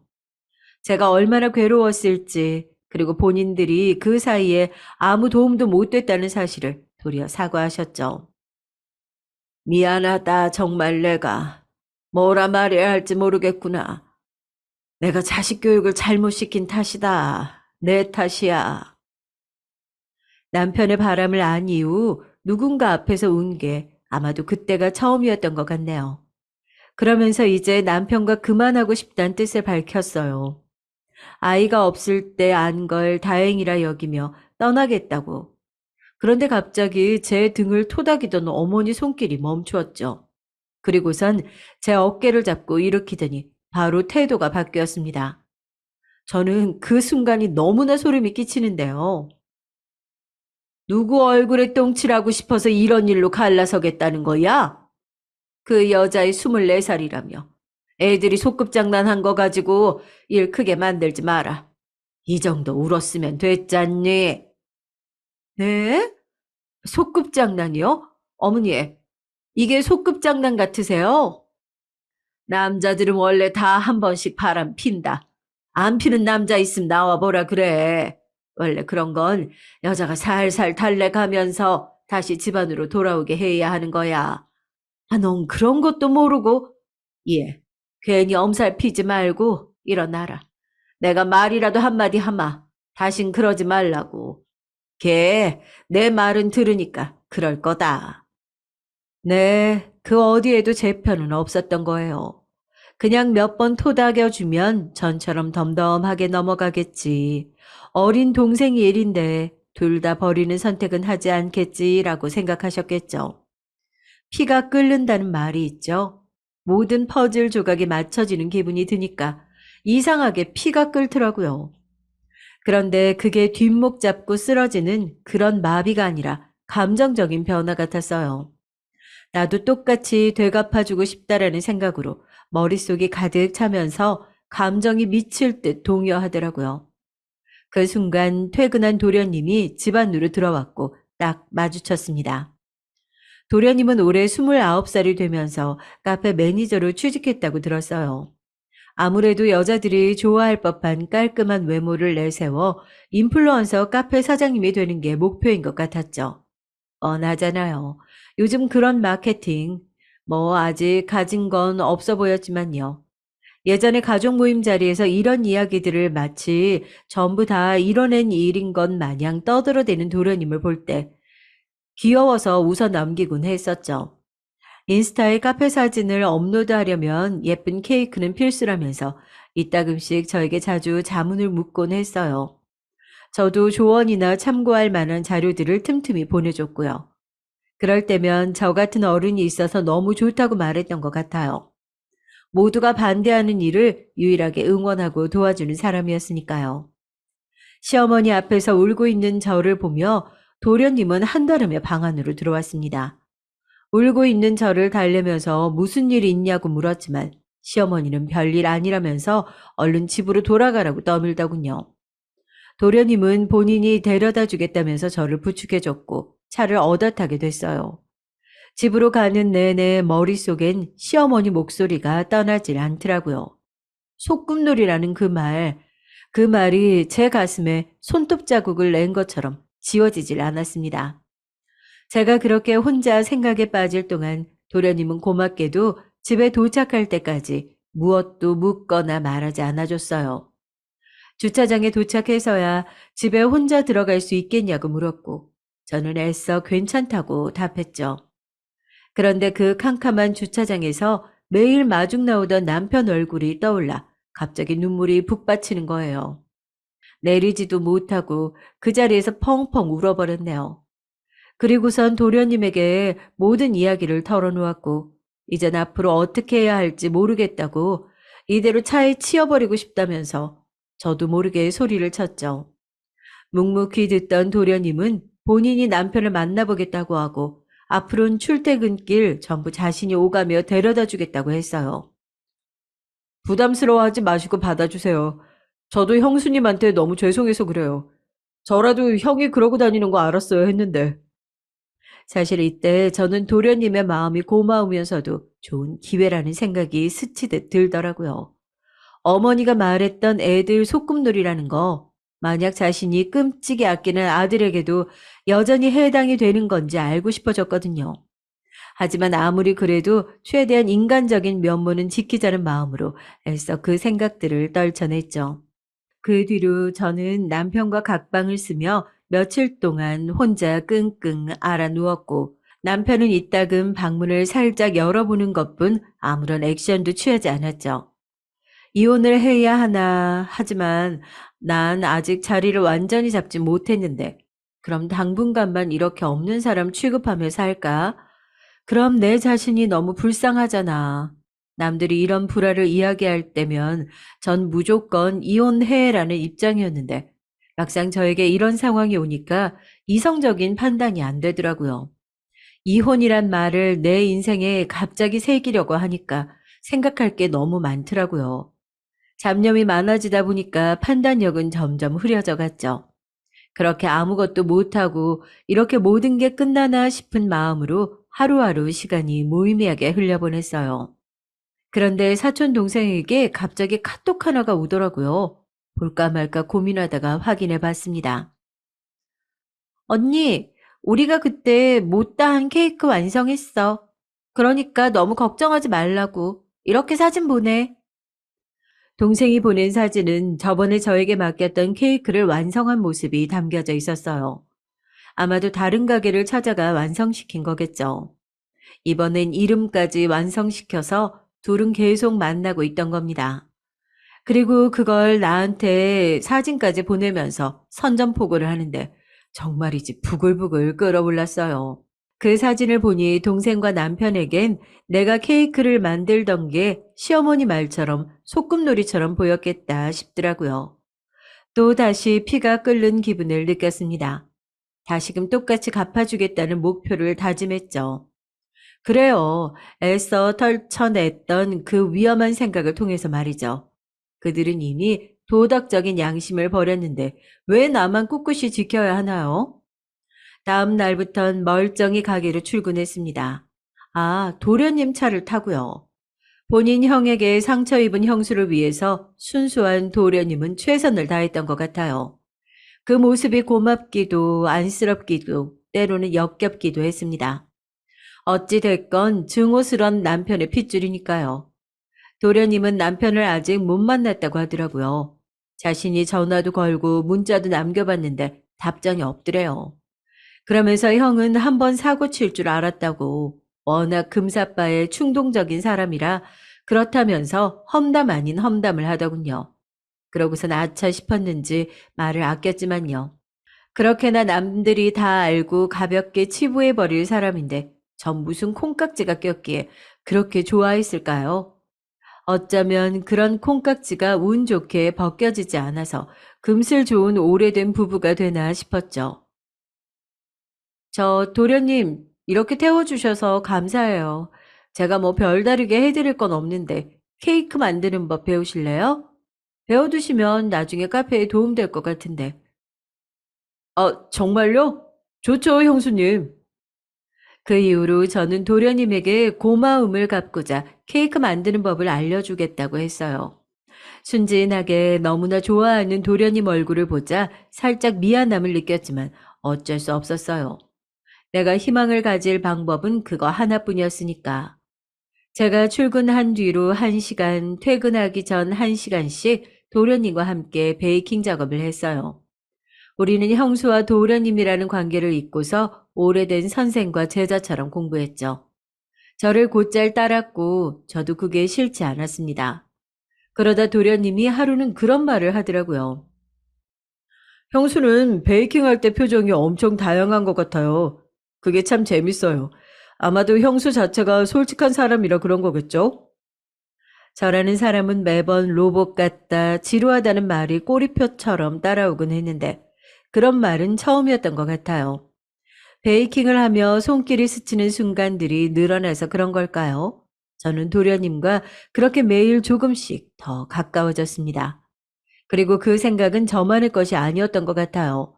도련님은 사적인 전화와 메신저로 자신의 일상 다반사를 일일이 늘어놓기 시작했으니까요. 마치 오래된 여자친구에게 하듯이 아마도 창업 준비를 하면서 많이 외로웠던 것 같아요. 가족 누구도 응원해주지 않는 일이었거든요. 다들 내가 망할 거라 생각해요. 길거리에 널린 게 카페인데 제가 무슨 사정을 하냐고. 근데 그 말을 자꾸 들으니까 나도 언제부턴간 그게 진짜일 것 같더라고요. 자신감도 없어지고. 아니에요. 잘할 수 있어요. 잘하고 있잖아요. 고마워요. 그렇게 말해주는 건 형수님밖에 없어요. 형수님은 직접 이런 가게 운영하시니까 왠지 더 신뢰가 가네요. 저 형수님 말만 믿을래요. 저는 그 모든 크고 작은 투정과 고민, 감상들을 받아주었고, 우리는 모든 시간을 함께 나누기 시작했죠. 이성적인 감정은 없었고, 일부러 그런 어필도 하지 않았습니다. 그냥 자연스레 일상의 한 부분이 되려고만 했어요. 어찌됐건 저에게도 그런 여유로운 순간들이 생기자 남편을 철저히 투명인간 취급해오던 노력이 굳게 필요 없더라고요. 그냥 그 사람이 자연스럽게 보이지 않게 되었거든요. 마치 집 안에 저 혼자만 숨쉬고 있는 듯이 그 변화를 감지한 남편은 무언가 잘못됐다고 느낀 듯 그때부터 전으로 돌아가기 위한 노력을 하기 시작했습니다. 어느 순간부터 따스한 아침이 만들어져 있었거든요. 정성스레 차린 아침상 옆에 쑥스럽게 서 있는 남편을 봤는데 그 모습이 너무 웃겨서 음식 전부를 개수대에 쏟아 부어버렸지만요. 동생과 끝냈다는 말은 하지 않으면서 그런 식으로 어정쩡하게 관계를 개선하려는 게 참 멍청하다 싶었어요. 아니면 나를 멍청하게 봤다거나. 당신, 어떻게 내가 만든 걸. 절 보고 무척 섭섭해하는 남편의 얼굴을 보니 그게 더 기가 막혔죠. 제가 어디까지 참을 수 있는지 마치 인내심 테스트라도 하는 듯 했습니다. 그러던 어느 날 또 하나의 일이 터지고 말았어요. 사촌 동생이 무작정 제 가게로 찾아온 거예요. 마침 손님이랑 이런저런 대화를 하면서 계산을 하고 있었는데 갑자기 저한테 이러는 거죠. 언니가 무슨 짓을 해도 우리 사이 흔들리지 않는다. 그러니 주제 넘게 끼어들려 하지 말라. 이런 식의 말들이었는데 아마도 남편이 소홀해진 모양이겠죠. 그러니 그 화를 남편에게 풀지 못하고 저에게 풀려 하고요. 전 그냥 옆에서 손님이 있건 없건 그닥 신경 쓰이지 않는다는 듯 웃어줬어요. 그냥 제가 웃는 게 이 아이한테 가장 가슴 아플 일일 테니까. 역시나 여유로운 제 미소에 동생은 더 펄펄 날뛰었고 그러더라고요. 언니가 그렇게 웃으면 뭐라도 된 것 같아? 언니가 이혼 안 하고 베길 수 있을 것 같아? 나도 생각이 있어 다. 내 거 절대 뺏기지 않을 거야. 그래, 그러든가.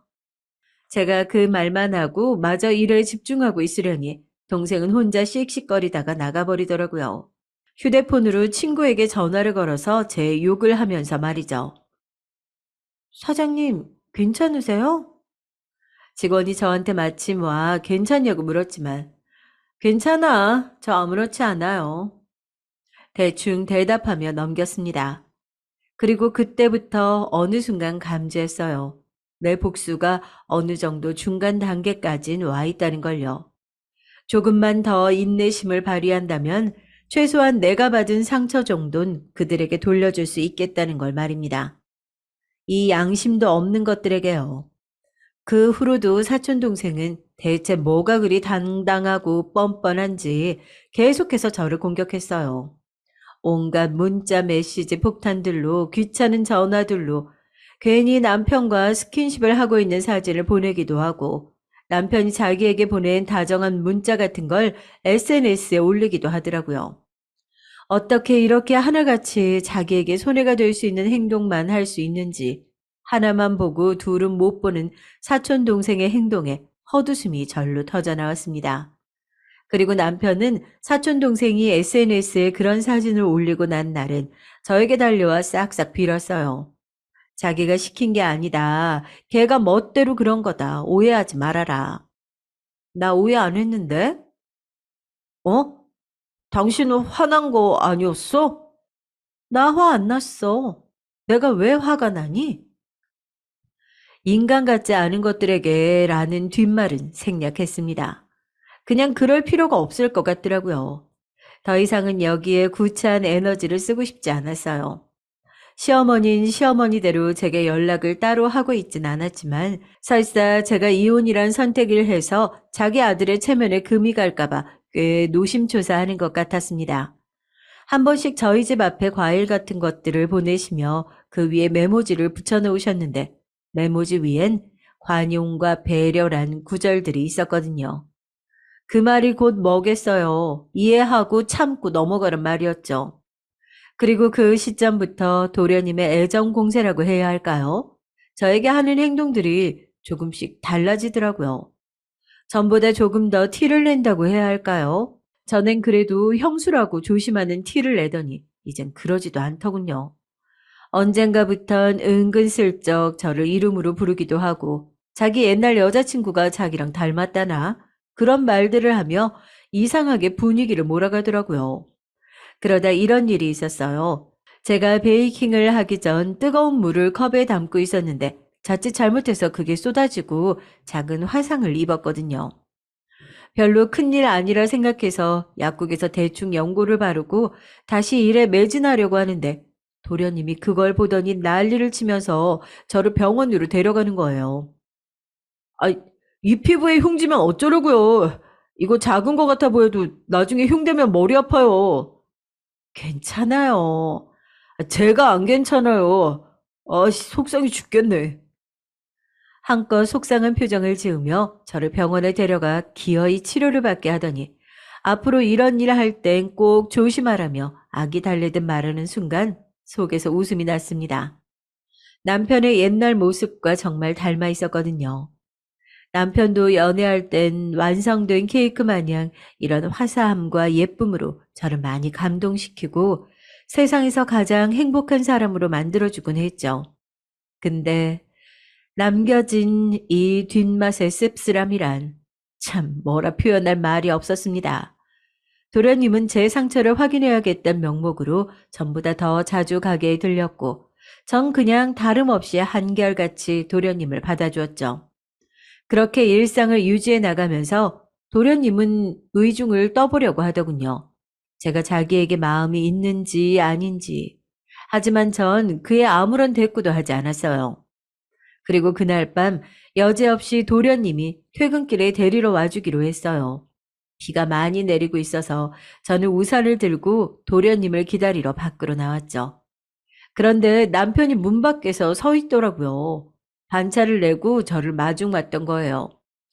저기, 당신 비 오니까 힘들까 봐 왔어. 그래? 고맙네. 예전과 같은 미소를 억지로 만들어내며 저를 맞이하는 남편을 보자 드디어 때가 왔다 싶었고 이 때를 놓치면 안 되겠다 싶더라고요. 그래서 그대로 옷자락을 붙잡았어요. 보여줄 게 있으니까 잠시만 기다려달라고. 남편은 무슨 일이냐고 물었지만 저는 잠시만 기다려달라는 말만 반복했습니다. 남편은 자신에게 그런 부탁을 하는 게 오랜만이라 감격한 건지 알겠다며 옆에 서주었습니다. 이윽고 도련님 차가 미끄러지듯 골목 안으로 들어왔어요. 도련님 차를 알아본 남편의 얼굴이 바로 굳더라고요.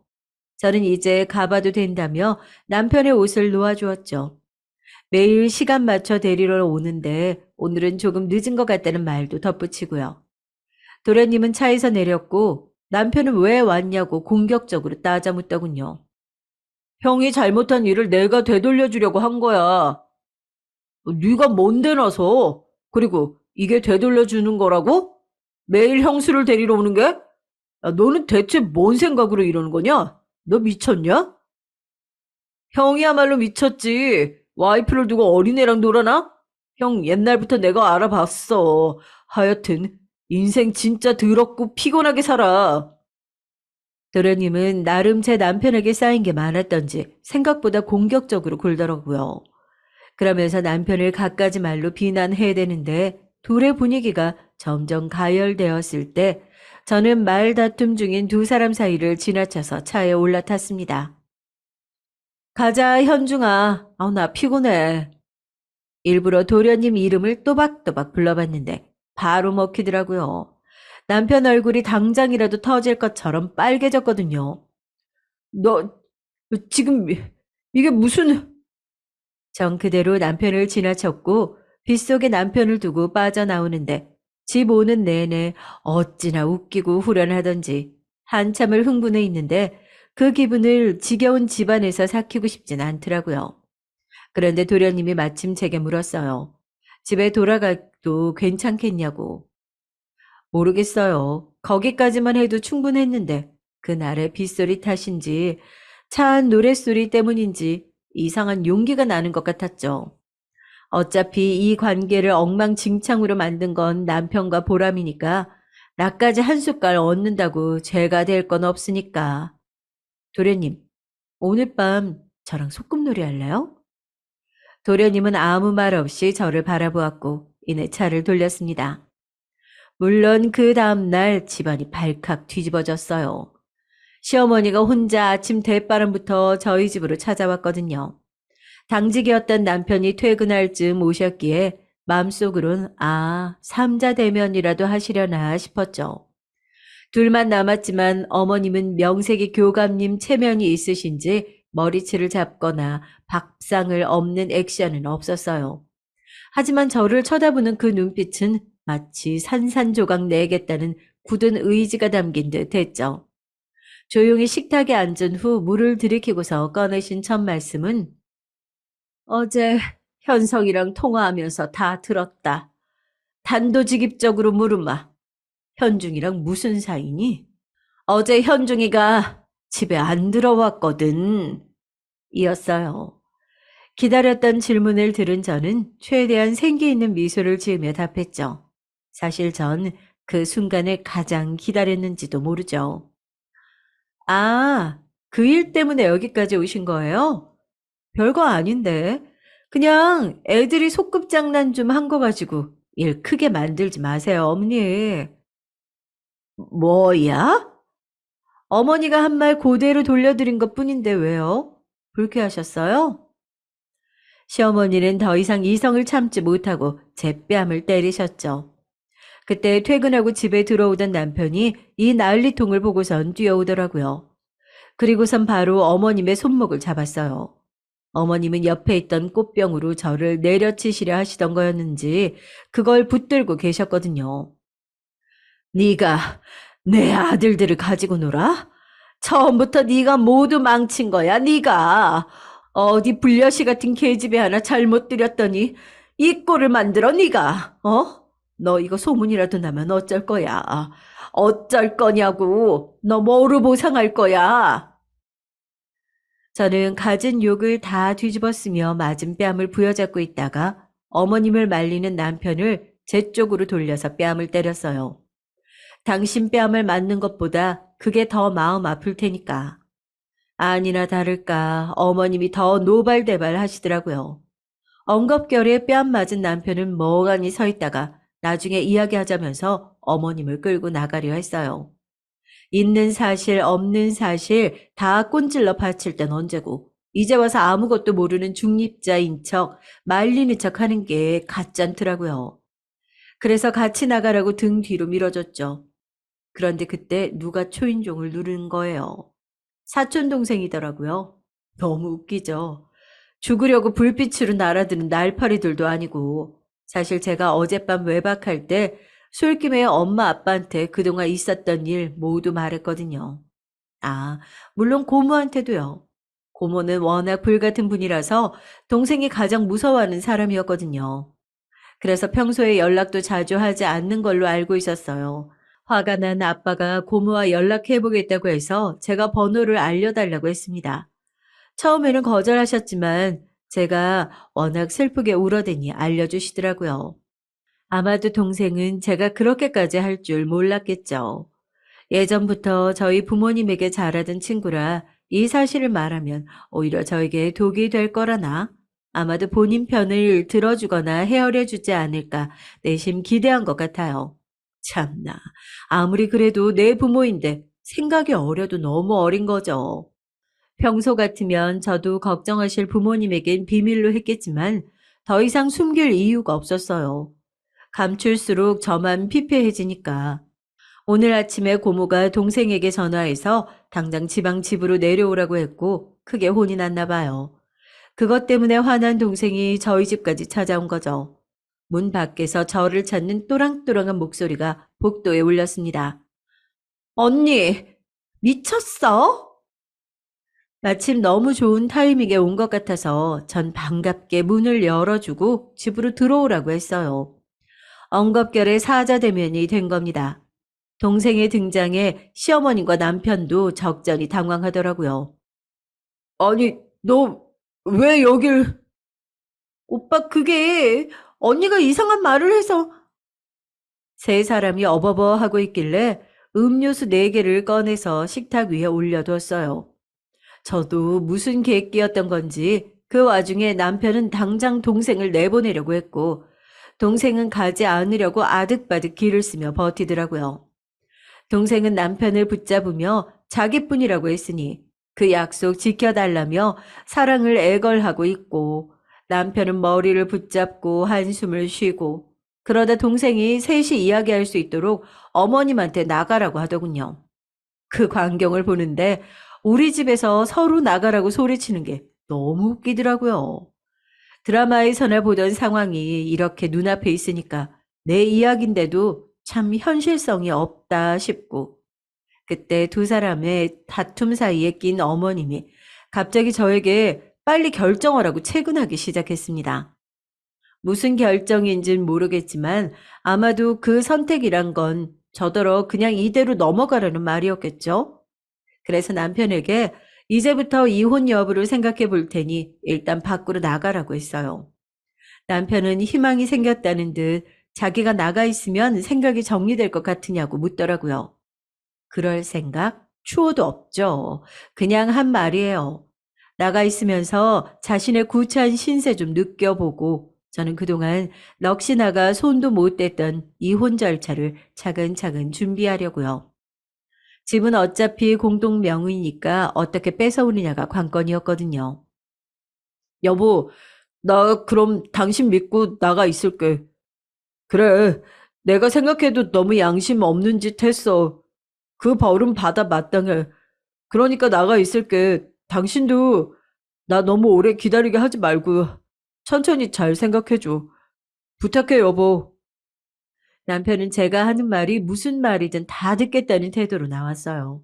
그리고 전 어머님에게는 도련님이랑 별 일은 없었으니 걱정 말라고. 그렇지만 저를 따라다니는 건 어쩔 수 없다면서 두 손 꼭 잡아드렸어요.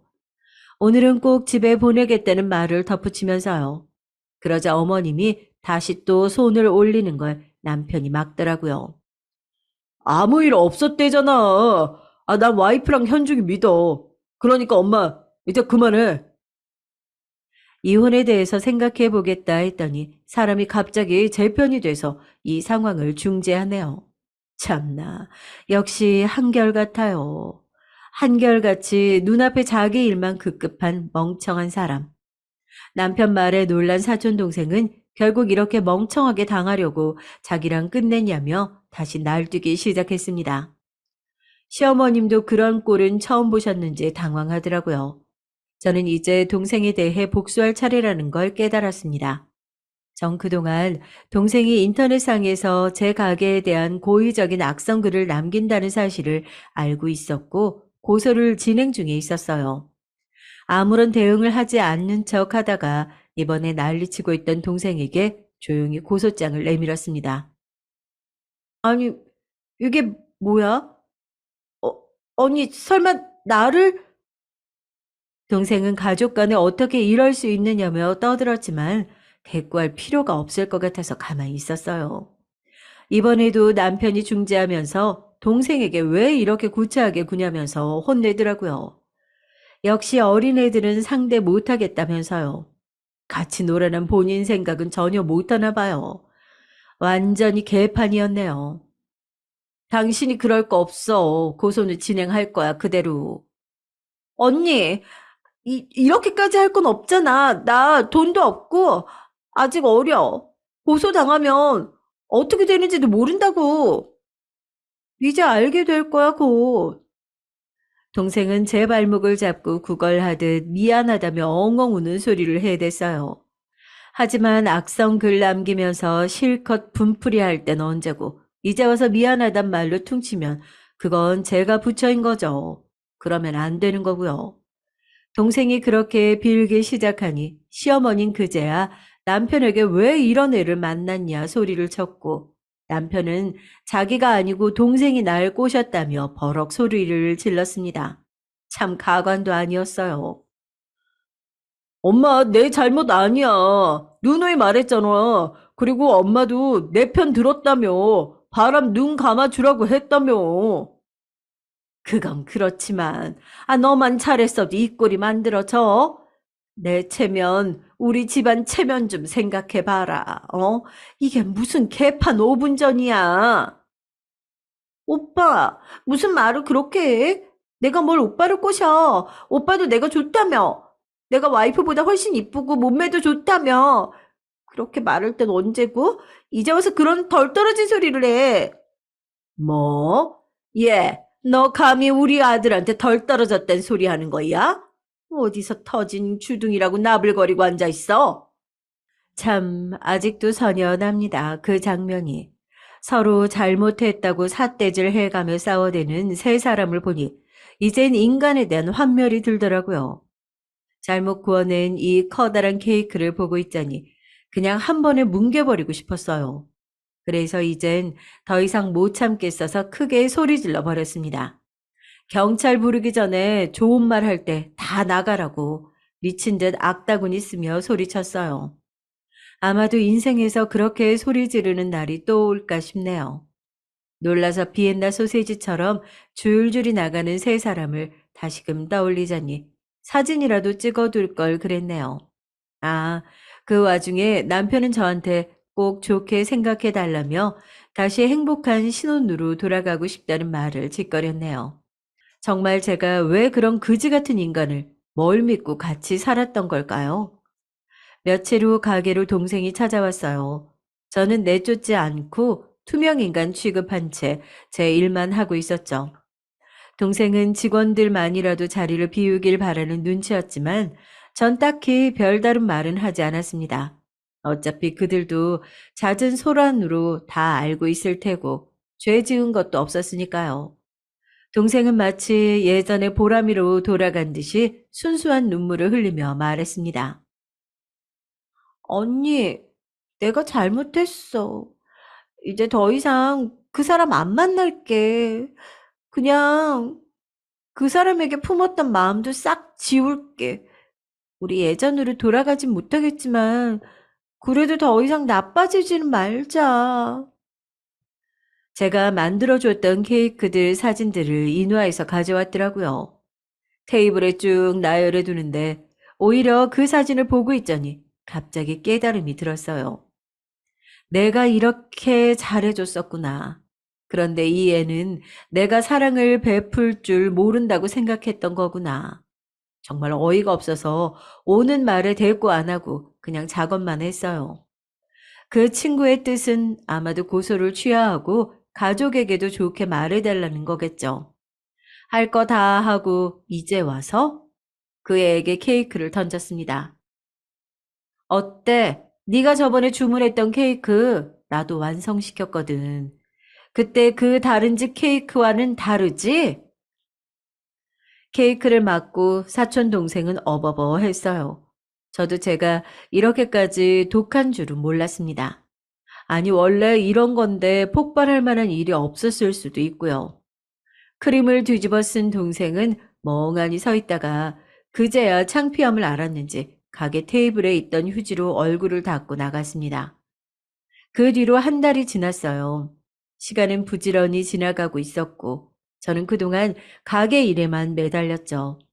가게에 대한 악의적인 소문과 이야기가 사라지면서 오히려 단골이 많이 늘어났거든요. 가끔씩 가족, 연인 간에 선물할 행복한 케이크를 만들 때마다 그때의 안 좋은 기억이 떠오르지만 이렇게 계속 마주하다 보면 괜찮아지겠죠. 이혼 소송이 정리되면 직원들에게 가게 맡기고 여행이나 길게 다녀올까 싶어요. 그동안 너무 많은 일이 있었고 숨겨왔던 그 감정들을 한꺼번에 털어낼 시간이 필요할 것 같아요. 사람들은 참지 못하고 그때그때 분출하라고 하지만 저는 이게 더 익숙하고 편하거든요. 그게 저라는 사람의 삶의 방식이니까요. 그리고 지겨운 남편과는 결국 이혼하기로 했어요. 어제 이혼장을 시댁으로 보냈더니 부재중 전화가 미친 듯 왔지만 받지 않았습니다. 수십 통 온 메시지도 안 읽었어요. 대충 스치듯 보아하니 매달렸다가 설득했다가 지 혼자 화냈다가 혼자 난리치는 것 같더라고요. 예, 너 이혼하고 혼자 돼서 이혼녀 꼬리 달고 싶니? 그게 얼마나 여자한테 손해인데 어떤 세상인데 세상 무서운 줄 모르고. 그 와중에 온 메시지 하나가 눈에 띄었는데 어처구니 없어 웃음이 나오더라고요. 이혼녀는 저만 되나요? 남편도 함께 이혼남 되는데 그건 생각 못하시고 고리타분한 편견 속에 갇혀 계시다니 불쌍하다는 생각마저 들더라고요. 차라리 그 시간에 위자료나 준비해 두었으면 싶은데 뭐 자기 팔자 자기가 꼬는 거구나 싶었습니다. 시어머님은 소문이 새어나갈까봐 쉬쉬하며 여전히 사회생활, 가정생활 잘 이어나가는 것 같았어요. 도련님은 제가 연락이 끊기면서 매일 형과 어머님께 울고불고 난리친다고 하더라고요. 미안한 감정은 없었어요. 그런 일말의 책임감이나 양심이 있었다면 아예 시작조차 안 했을 테니까요. 어머님은 본인 체면을 구기는 일을 가장 두려워하니 그런 집구석을 보며 늘 불안에 떨며 살았겠죠. 일부러 소문낼 마음은 없었지만 주부 단골도 꽤나 있는 저희 가게 특성상 소문이 빨리 날 수도 있고요. 맘카페는 정말이지 모든 소문의 요충지거든요. 모든 건 시간에 달린 일이라 생각하고 있어요. 아, 사촌 동생은 지방으로 내려갔습니다. 그때 합의금을 받아낸 이후로 서울에서 지낼 형편이 안 돼 도망치듯 이사했다고 하더라고요. 그 후로는 어떻게 사는지 몰라요. 가족에게 묻지 않으니 확인할 길이 없더라고요. 그렇지만 아마도 딱 제가 겪었던 것만큼 지옥 같은 생활이 이어지고 있길 바랄 뿐입니다. 어린아이가 쓸데없는 객기로 부린 일이라고 하기엔 너무 커다란 잘못이었으니까요. 시간이 지나고 나면 어느 날 저도 더 이상 미워하지 말고 용서할 날이 올까요? 제 이야기는 여기까지입니다. 사람들이 말하는 사이다까진 아니지만 그래도 저는 만족해요. 한 사람이 망쳐지는 건 너무 쉽고 한 사람을 망쳐버리는 건 생각보다 유쾌한 일이 아니더라고요. 마음이 불편한 건 여전하긴 하니까요. 하지만 누가 뭐라고 해도 저는 지금 제 일을 사랑하고 지금의 제 하루를 사랑하니 그렇게 스스로 위로하도록 하겠습니다. 긴 사연 들어주셔서 감사합니다.